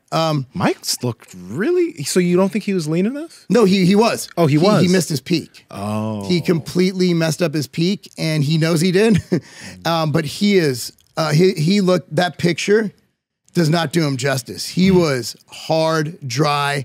There were veins that made me look like I have no veins. And his legs are crazy. Yeah, Jared's just insane. That kid's got his proportions are amazing. Dude, and his small waist. His friggin' quads are swallowing his kneecap. Yeah. So he had to take a couple breaks. I think the video's out next week. Also, look at his calves. Yeah, look at mine. Mine, you just see right through them. Yeah, Jared has those friggin' He's bubbly. Matarazzo calves, man. Bubbly. Those who don't remember, Matarazzo was a bodybuilder in the 90s and early 2000s. Passed away. Insane. Oh, his calves were insane. He was the Boston, right? Yep. Yep. So I mean, it's been a good run. That was 2 weeks ago at my gym in Ohio. Dude. TRT, it's a popular topic. A lot of guys are hopping on it. It's something that we've talked about a lot. And you might think you're a candidate, but how would you know if you haven't got your blood work done and you don't know where your markers are? That's why we've partnered with Merrick Health, owned by Derek from More Plates, More Dates. And the cool thing about Merrick is you'll get your blood work done, and you'll also have a patient care coordinator that can help you analyze your blood work, analyze your testosterone, all these other markers to help you actually figure out if you're someone who needs TRT, because there could be things that you could be doing nutritionally, with supplements, or even with your lifestyle that can boost your testosterone to the levels that they should actually be at. Andrew, how can they get their hands on it? Yes, that's over at merrickhealth.com/powerproject. And at checkout, enter promo code POWERPROJECT to save 10% off the Power Project panel, the checkup panel, or any individual lab that you select. Again, that's at merrickhealth.com/powerproject. Promo code POWERPROJECT at checkout. Links in the description as well as the podcast show notes. Mark, let me ask you this, dude. How's your because you're holding a lot of muscle, you're a bit older, you're doing a lot of training and conditioning work with kids. So have you managed to actually also keep very healthy as you're doing all of this? So I did notice my heart rate usually sits at 48 resting. Ooh, so nice. It got up to, I was wearing an Apple Watch. It got up to like 56 because I got heavier and my heart's just working harder. Okay. So I put the whoop strap back on. So I'm extremely, for those who are like, that's not healthy. I'll put my blood work and my metrics up against anybody. At the end of the day, is bodybuilding healthy at that level? No, but it's all about mitigating risks, right? Like when you play football, you wear a helmet, right? Okay, it's protecting you. You still know it's not good to run head first into somebody, but you're wearing a helmet.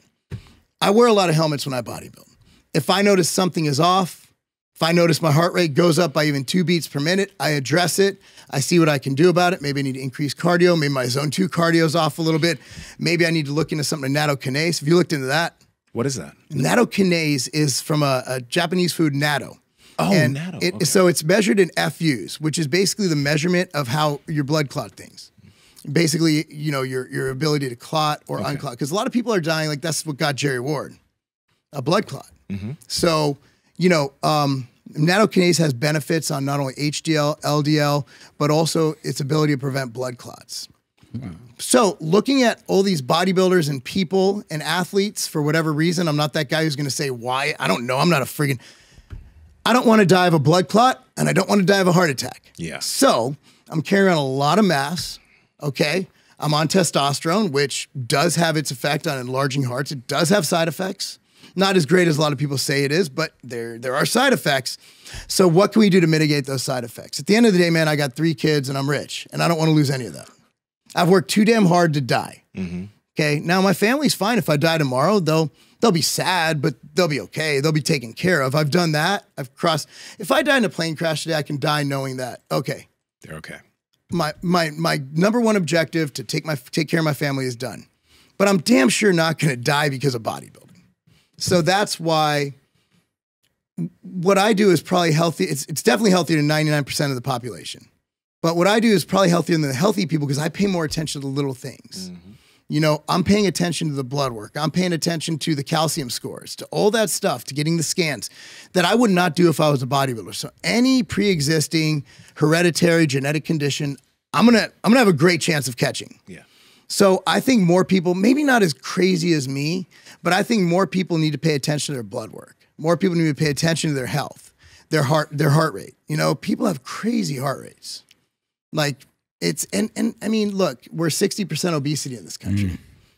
We need to do something about it. So yeah, when I look at those, like I feel great. And as long as I can move and I can breathe, and I dare someone to come and try and hang with me in a legacy class, try and hang with me coaching. Like I'm running with those kids. A lot of the times I'll go do conditioning with them.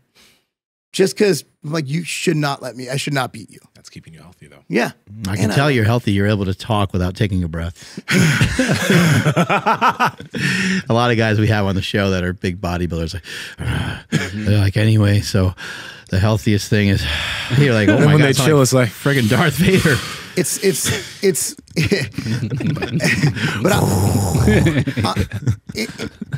I think bodybuilding is just inherently like having extra weight is unhealthy.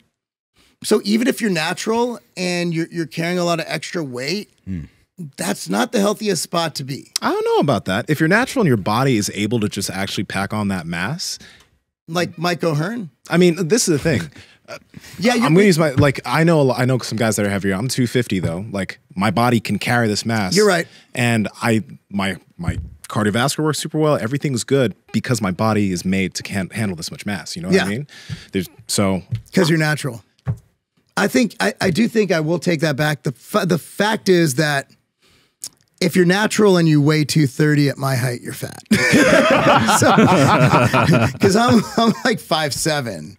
That's absurd. Like someone's like, yeah, you're just average size. I'm like, no, I'm not. Like that's not really an insult, but yeah, if the average is 5'7", 230, jacked. It's like okay.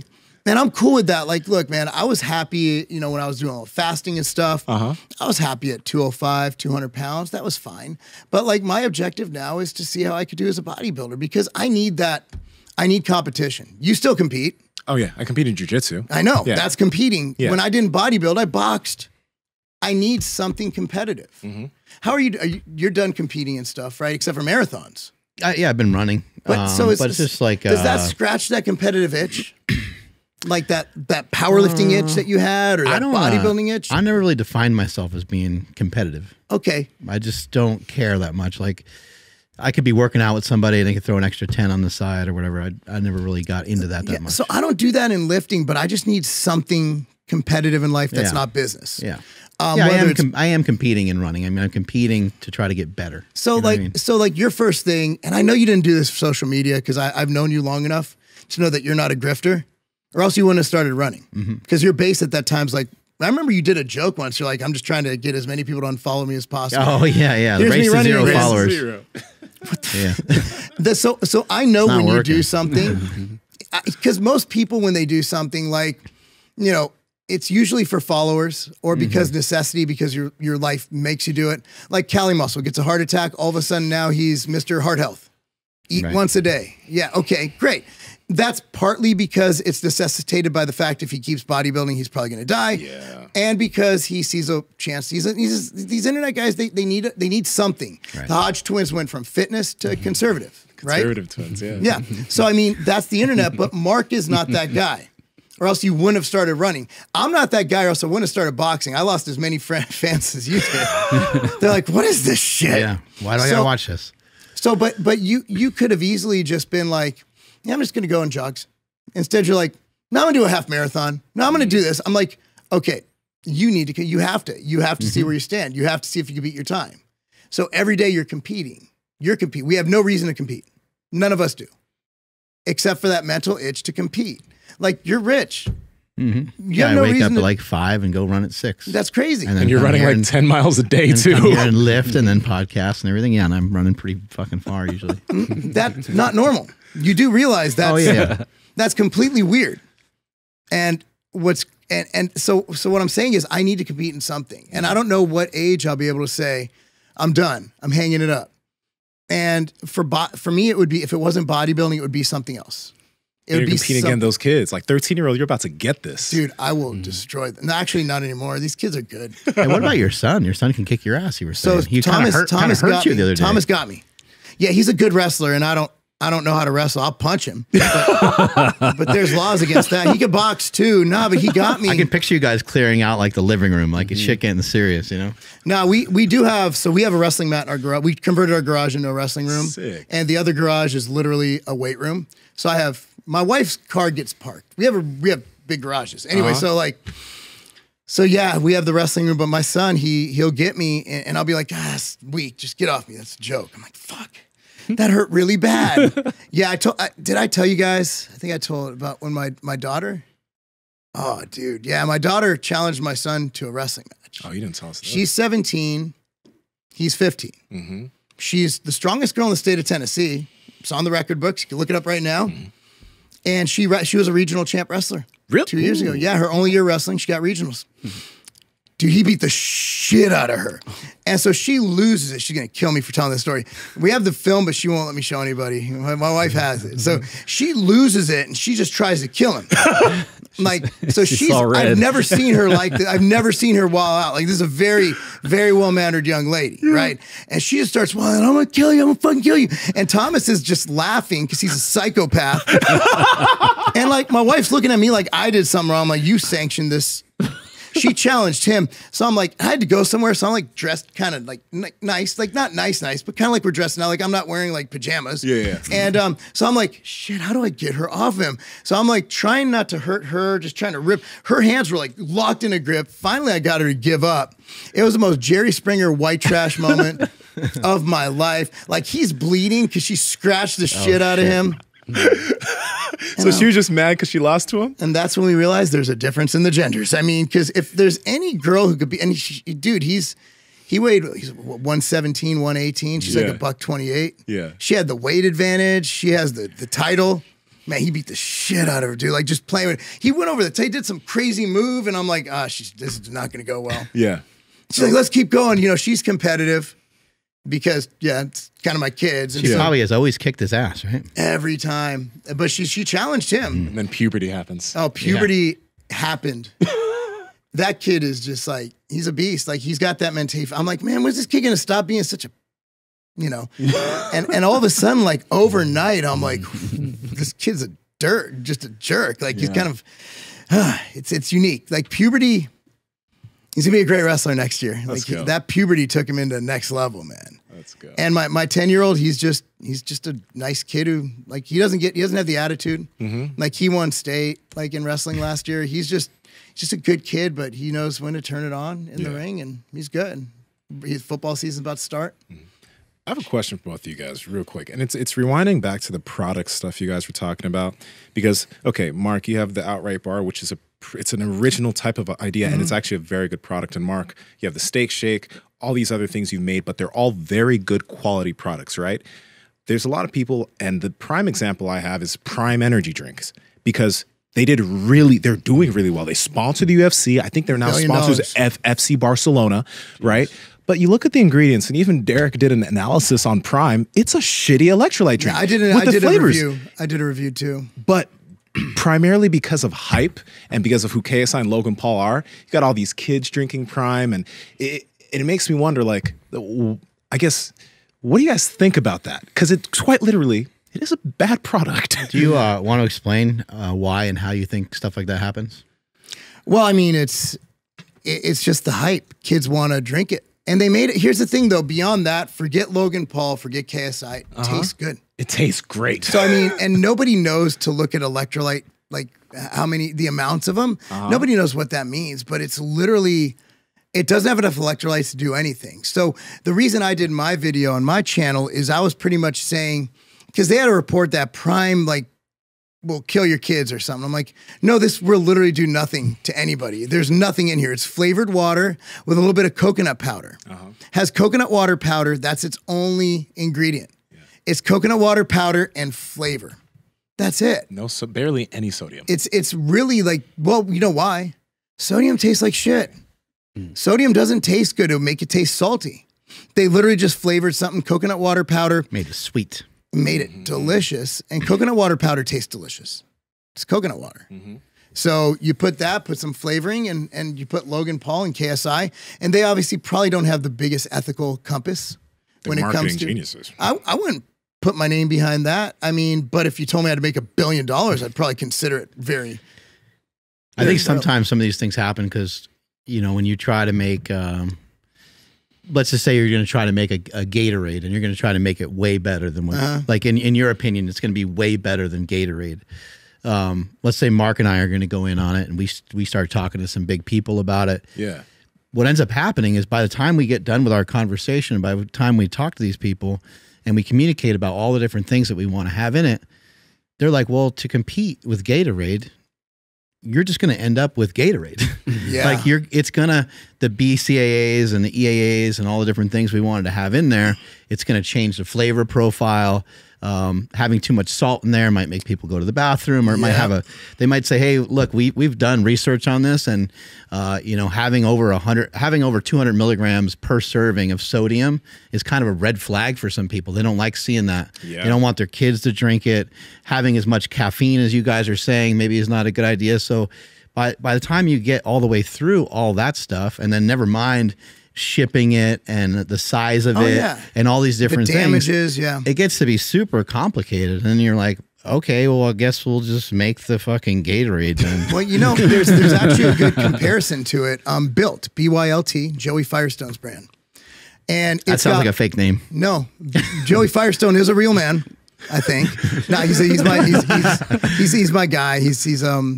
But anyway, so he has built. Its main carb source is platinose, has BCAA, I think. Platinose is a very good carbohydrate. Never heard of it. Cool. Platinose is great. It's next level.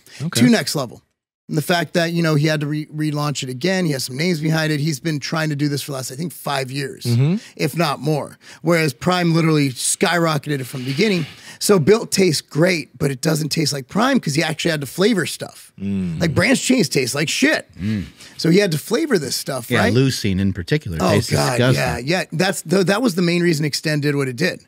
We made Branch Chains. There was already 2 products on the market that were similar, but they were the 2 things we did. We made it taste good. We marketed it for intra-workout. There was Ice by Extreme Formulations and Glutamine Select, which is still out by Beverly. Both of them were take pre and post workout.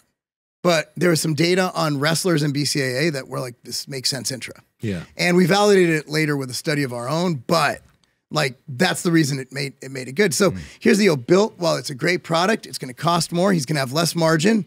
It's not going to taste as good, even if it tastes great, because Prime's literally flavoring coconut water. Yeah.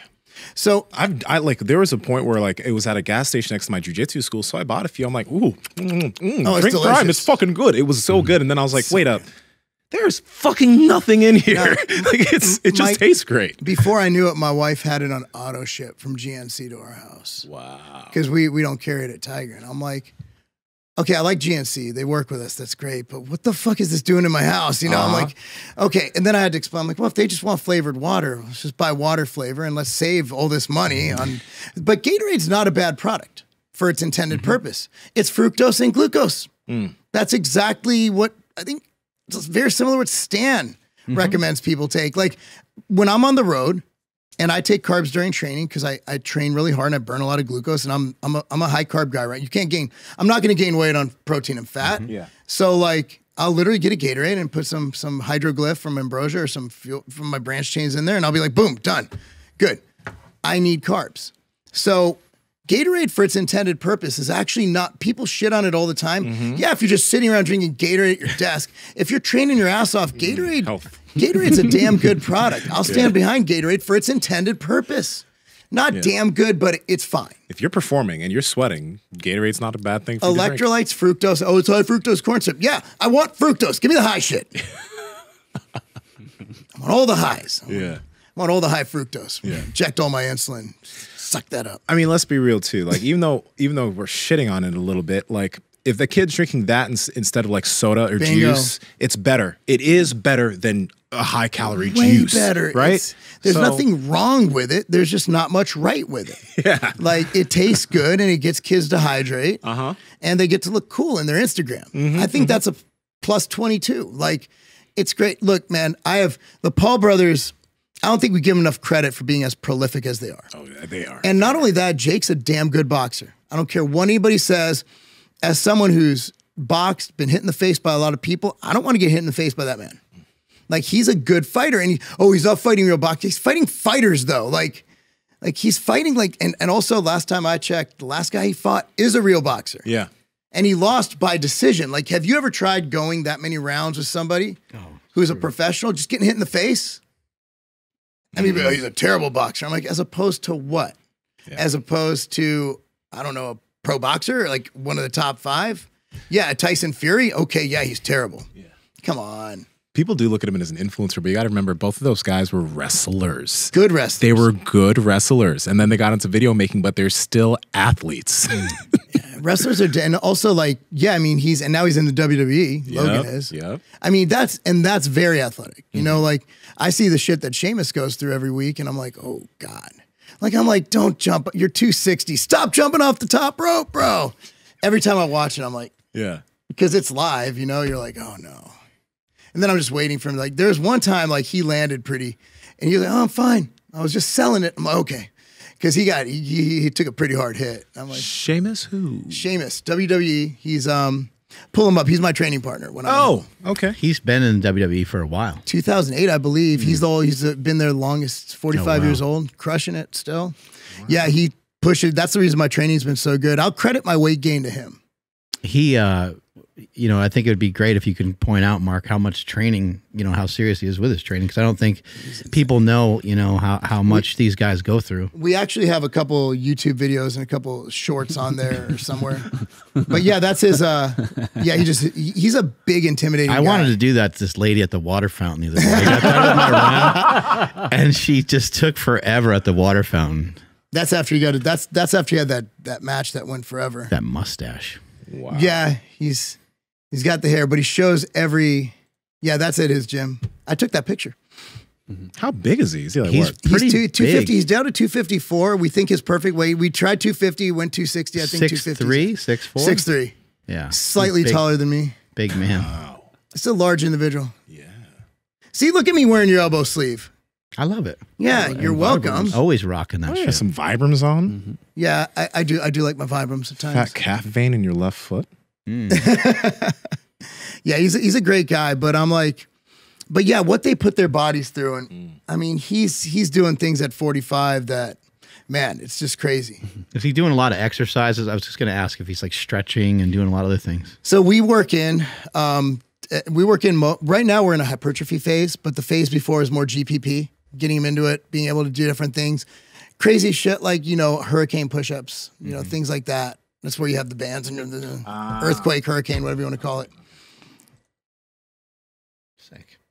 So yeah, we do all that shit. That's his back of his house. So yeah, we it's been a good run, but training with somebody who's your age, who's also trying to compete at a high level, obviously in a way different sport.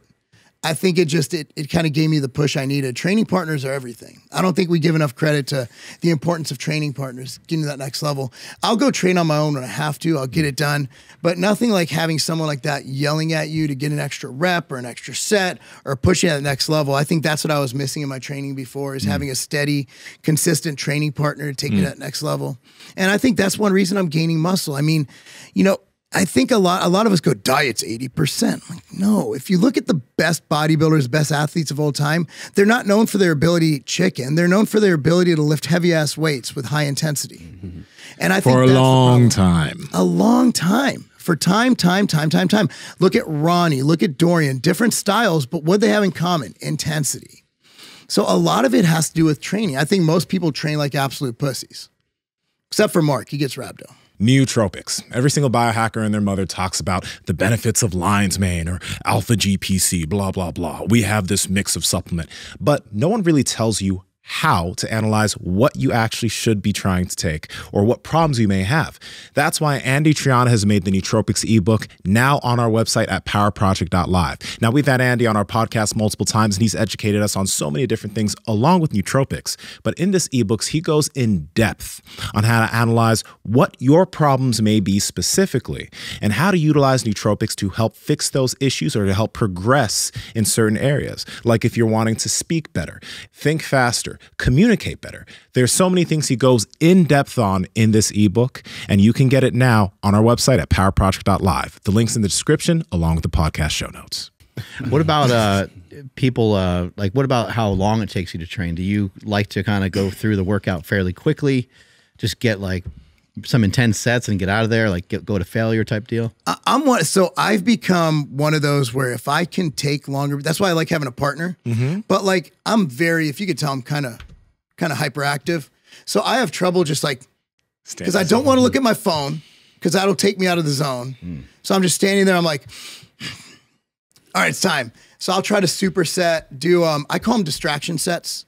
I don't know if anybody's called them that before. If so, I'm going to steal it. I haven't heard that before. So distraction set would be, for example, basically an exercise where I'm not going to go near failure. I'm just doing something that's not going to hinder recovery.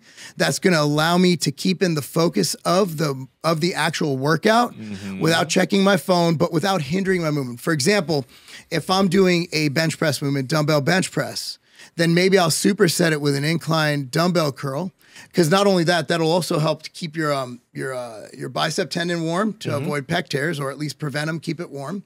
So I'll do that, but for 8 reps, but I'm talking like 15 pounds, just kind of get it going. By the time you pick up the weight, put it down, get the set, there's your minute and a half of rest. Yeah. I get back, grab a water, boom, I'm ready to go. So I found what's probably hindered me the most in training is my inability to relax, my inability to take time between sets. So that's where I kind of coined distraction sets. And I don't think I've said it anywhere but here, except Bryce knows. I say it all the time. It's a distraction. He's like, what the hell is that? I'm like, it's distracting you. And Bryce has crazy ADHD. So for him, it's really good to have distraction sets. So what I'll do is, like, for example, if I'm really focusing on, I'm doing belt squat, I'll go and do some light calves between sets or something just to get going. Or it can even be something as simple as a pigeon stretch. Like just get going, get the hips nice and loose, active stretch. So I feel that when I look around the gym and I see people who get results, it's usually the people who train really hard. And that's the problem with these, teenagers coming in their pajama pants and their Crocs. Is that a thing out here too? Because it definitely is where I'm at. Why pajama pants? Just it to just make shows you you don't care that much. Just chill. But no, I mean, they're workouts. Like you could look. So Legacy is great. We're in the middle of the gym, and through our window, you can see the main gym. And I'll look out there, and there could be 70 people out there. Maybe 3 people are getting a set. The rest are on their phone. They're chatting. They're doing this. But then you'll see that kid who's just in there just destroying it. Yeah. Or you'll just look behind you at our facility. These kids are going. If you have 60 minutes, you're going for 60 minutes. When I say going, that doesn't mean like we're not doing CrossFit, guys. Like we're taking rest, but keep moving. Put the phone down. Put the phone down. I'm guilty of it sometimes, but if your life is so crazy hectic that you can't put your phone down for an hour and your world not cave in around you, then you've done something wrong with your life. Yeah. Unless you're like a doctor on call or something. But, you're literally, these people are checking their Instagram. You know, I totally agree with you, because that's like the similar thing in terms of what I do when I work out. But I would say powerlifters have a good reason to like take breaks, and because like if they're doing a heavy pull or multiple sets of triples in terms of squat, when they finish that set of squats, maybe they could go do some just like bicep curls, but usually they're just like, you know what, fuck it, let me just take this 3 minutes and just before I have to do my next set. Yeah, I think. But outside of that, like, more for bodybuilding, hypertrophy, or even athletic sport training. athlete. Yeah, like, we never just do bench press or box squat. We like to do things like, for example, if I'm doing a deadlift, I'm going to take them straight into a triple bound or a triple jump or something like that. Yeah. Or maybe an assisted jump where you have the bands and you're doing that forced movement. So we'll always do something in addition to it. The reason I like doing it after deadlift is it kind of mentally correlates pushing force against the ground with actually forward propulsion via leaping. Yeah. So I think that's something you can do. But again, it's sport specific, man. Like, or goal specific. If I'm going after hypertrophy, like, what's the little extra volume my biceps going to do? Is that going to hurt me? No. But if I'm a power lifter, I mean, honestly, they could probably just eat pizza and drink beer between sets. That's what those people do. Now, powerlifters, they've changed, though. If you look at powerlifters now, they're way different. Yeah. And I think we got to credit Louis and his team, and Laura, obviously she was a part of it, with what they do. Because if you look at Conjugate, it's more similar to bodybuilding than old school powerlifting. A dynamic day is a high volume bodybuilding day. I don't know if you've done a full dynamic. You're doing bodybuilding stuff. Yeah. Like, you're doing 4 sets of 8. You're doing speed reps. What is it? 10 sets of 2 sometimes, or whatever it is with bench. Conjugate, in my opinion, is still, if you're a power lifter, that's the one. Like, I think Westside did something special with that program. I really do. It's still my favorite. What is yours? Oh, same. No, I can't even really remember if I've ever done the same workout twice. Yeah. So I like to change things up a lot. Andrew, what you got over there, buddy? No, I was curious, based off your words and the stuff that you've said online, you kind of got your ass kicked at the New York Pro. Oh, I got killed. Yeah. I got destroyed. And it's funny, like in conversations a couple of times, like that we've been talking, you're like, oh, I'm 51 weeks out. It's like, oh shit. I'm like, okay, so we have a year. Yeah. What are you going to do different coming around this time? All the steroids. Yeah. Well, I'm glad we got that out of the way. Honestly, I'm going to train like a bodybuilder and eat. Like, I was, I'm kind of more, last year I was more like Mark. Like, I fasted a lot because it really helps my irritable bowel syndrome, which has been fine. Nice. Since the show. For some reason, it's just fine. My doctor told me, just for those wondering, how did you do, because how'd you do that? So I went to a new doctor, did all my checkups, because I get my blood work done every September and October. Sometimes in between if I feel just like doing it. But he told me actually to do the opposite. He told me to increase my fiber. So I'm taking 20 grams of psyllium husk, 10 to 20 grams morning and night. Yeah. And that's pretty much gotten rid of it. I'm just having firm stool. No, but that's what's happening. Everything's great. So same foods except psyllium husk. I'm just adding psyllium husk morning and night. That's it. He just said eat as much fiber as possible. But during the day, you can't. If you're trying to get all those calories in. Basically, call me Stan Efforting. It's basically chicken or beef and rice. I'm more of a chicken guy, but, whichever one. I think it's about growing. It's about eating enough to grow. I've never given myself the amount of food it takes to grow. And the simple fact that I'm the conditioning we looked at earlier at 230 shows that, that's a huge part of it. But I'm also training my ass off for hypertrophy. Like, I love powerlifting stuff. Yeah. If you look 6 months ago, like, I'm doing athletic training, I'm doing crazy power movements, I'm doing squats and heavy deadlifts and bench press and stuff like that. I'm basically training as a power lifter / athlete. I'm training like my athletes, but I'm not that guy. At my age, to elicit hypertrophy and not have the risk, I really need to just hunker down, do more isolation movements, do more machines, do better and longer eccentric movements, and I think that's where I've seen the growth. And that could stop, and that's where you have to periodize. That's where you have to undulate, Maybe that stops. Maybe I do have to go to a different style or rep scheme. For now, I'm growing like a friggin' 20-year-old. It's been kind of insane because I didn't expect it. I always told people, I'm like, what am I going to bulk for? I'm 40, whatever, I'm like, I'm not going to grow. And then I actually started growing, and I'm like, oh, crap. this is actually awesome. And I mean, just talking to people, getting different things of knowledge. Like, again, I'll bring up Mike Israetel. Like, he's like, no, I'm at to say, he's like, you're not eating enough. I'm like, I'm eating this. He's like, yeah, eat more. The dude brought me a bowl of cereal like this big. Lucky Charms clusters. They were delicious. I bought like 5 boxes of them. Bodybuilders. So again, like, is that the healthiest way to live? I think, yeah, most of the time I'm eating good food, healthy, whole food. But like for what we're trying to do, you know, you have that balancing act. So you have to have those calories. If there's ever time to get in fast carbs, it's post-workout. So I get it. But it's been different. And I think I'm going to do really well. And I also have to take the last 8 weeks off and not travel. That's where I totally just, silly me for working, right? But, you know, I can't be good at both at the same time. So I already told my companies like, hey, from what is it, like beginning of June to July 20th, I'm not traveling. They're like, that's a year from now. I'm like, yeah, I know. So everyone know in advance. That's great. Yeah, because I started, I think 60 weeks out is when I started. I picked out the show I wanted, Chicago.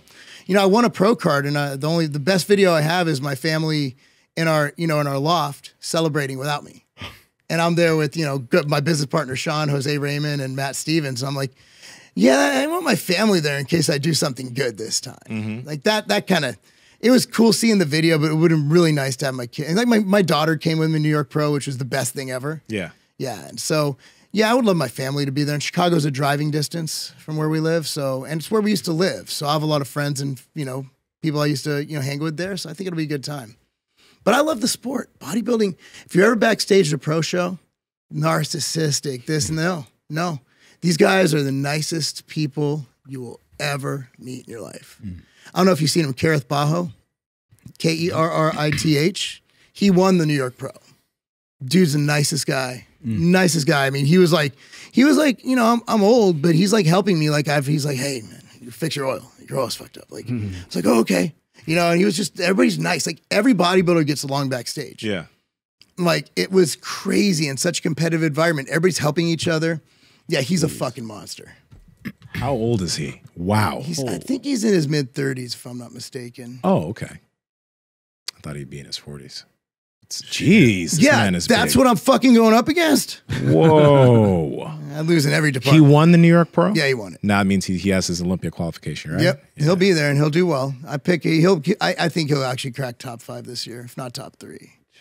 He's just such a good dude, too. Such a good dude. But I mean, you know, you're backstage and we kept in contact with a lot of them afterwards. And when me being around was really crazy is I forgot we got like 3rd place in the open. This guy's like, yeah, man, I started bodybuilding because I was watching your channel. I'm like, Jesus Christ, how old am I?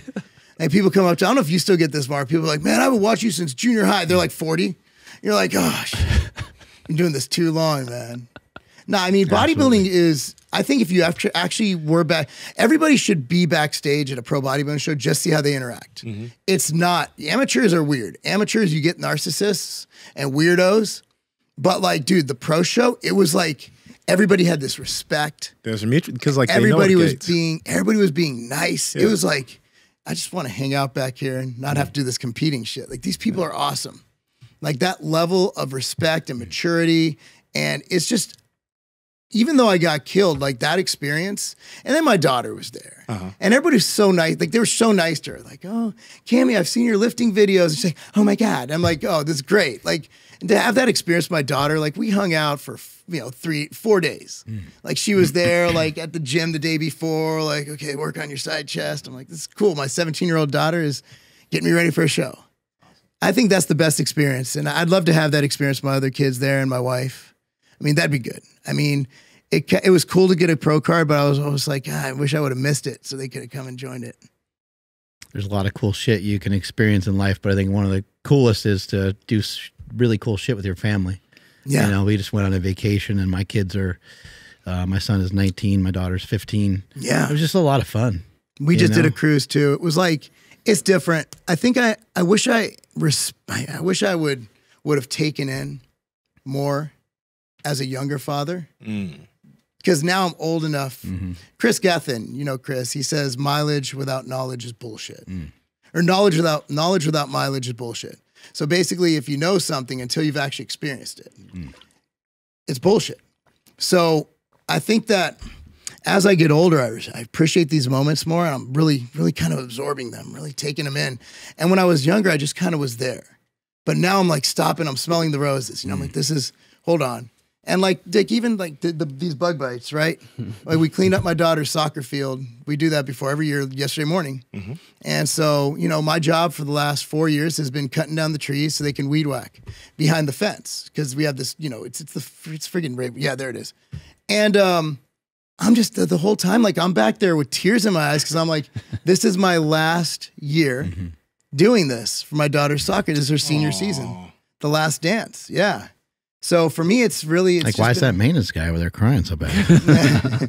That's the most jacked maintenance guy ever, bro.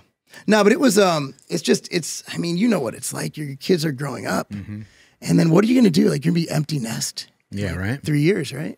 I don't know. Travel a lot, probably. Yeah. What am I going to do with what's going to happen? Like, that's why I need to coach. I wish I had more kids. I don't know if you're at that level, but I'm like, man, I could have had like 5. I think having 5 would have been good. You have 3. 3. Okay. Yeah, not quite an entire basketball team. They're too short, offensive line, obviously. But yeah, I wish I had more kids. I do. My wife was done after 3, and I was done too, but now I'm like, dude, what am I going to do? Preston's got like 7 years, and then what? Well, if you're coaching, bro, like your athletes are like your kids in a way. They are. They really are, because you see them develop. You have this sense of pride, and you're like, man, watch them on the field too. It's almost like watching your own child. It's got to be hard to travel with them being so involved in sports, right? My kids, I'm home for the games, so this is pretty much. No, I just meant like you traveling as a family. Yeah, that's Make why sure everyone's shit lines up. We had to. That's why we got that last one for Cammy's last year, that cruise in, which was great. And then she went next week right back into soccer. Thomas went off to his wrestling camp, and now it's just hunkered down. And football season starts, wrestling starts. Wrestling never stops, and yeah, Cammy's last year in soccer. She's not going to play in college. So just decided to focus on her brands. She has this new brand for youth female athletes called Lacuna Nutrition. Product's called Omnia. So it basically addresses what female athletes are deficient in, 10 vitamins and minerals in a drink, because young female athletes don't like taking pills. So yeah, she presented that to me and PowerPoint and everything. I'm like, all right, you can do it. Let's go. So I invested in it. So yeah, so she's just interested. Their website? If you go to, so actually, did we put that? So it's definitely tigerfitness.com. You can go to Lacuna Nutrition, or she has an Instagram as well. LAKUNA? LACUNA. Lacuna Nutrition. Does Lacuna mean anything? Lacuna means, I think, the best. There's Latin for something. Okay. And Omnia means like everything. So she came up with everything. That's a good look. She did the look. I just had someone kind of put it into label form. Yeah, there it is. Oh, nice. Ooh. So it's a powder. Yeah. It's all natural too. No artificial sweeteners or flavors. Natty. Yeah, she's just got her head on straight, man. That was her concept, her idea. But yeah, she's working on that. She just wants to graduate, and she loves coaching. She's the youngest Exos coach ever. Got it at 14 years old. Spent a week in California to get that. Wow. She's got everything going for her. So I mean, watching her, it's kind of I'm still holding out hope that she accepts some offer to go play college ball. It's so fun watching her play. Yeah. But I mean, she's got her state championship ring from her freshman year, and I just think club sports kind of drove the love for the game out of her. It's a business. They don't care about your kids. Yeah. Club sports, club soccer. There are some good clubs. But most of them, yeah, it's not the best. So was it, because I played club soccer, was it the traveling aspect of club soccer? Or? So the club we're at they actually have potential to be a really good club. They just had really poor leadership. And it trickles down. Like if Mark's a jerk, your company's probably not going to do its best, right? So it trickles down. They had the wrong person in charge, and it pretty much just destroyed Cammy's experience. Gotcha. And I'm not sure if she says that's not the reason, but yeah, but the guy's like, there's lawyers involved. Like, yeah, he's just really not good, not a good person who was running the club. But again, like, it could have happened anyway. I'm not blaming it on that. Like, she had a good run. She got her ring. Yeah. And I just hope she has an opportunity. If she does get the itch to do it again, I really want her to do it again. Nice. Because you want to, but if it's not in her heart, I'm not going to be like, you have to play. Yeah. And at the end of the day, she's 18 next year. She could tell me where to go. So I'm like, I really have no say. Like my wife's like, she can't do this. I'm like, well, in about a couple months, she kind of can. Yeah. Like, so we got to kind of get used to letting her make her own decisions. Nice. Yeah, but it's just difficult when you get to that age and you're like, oh my God, my kids are adults. Now what? How's college? Is he already in college? My son, no, he's just chilling at the house. But my wife will, I don't know, like tell him what to do kind of thing. And I'm like, well, we can't. Yeah. You know, I mean, there are certain things we can tell him to do because he still lives under our roof. Yes. So that's kind of an agreement we have. But certain other things, I'm like, oh, you got to just kind of like let him do his shit. Yeah, Do his exactly. thing.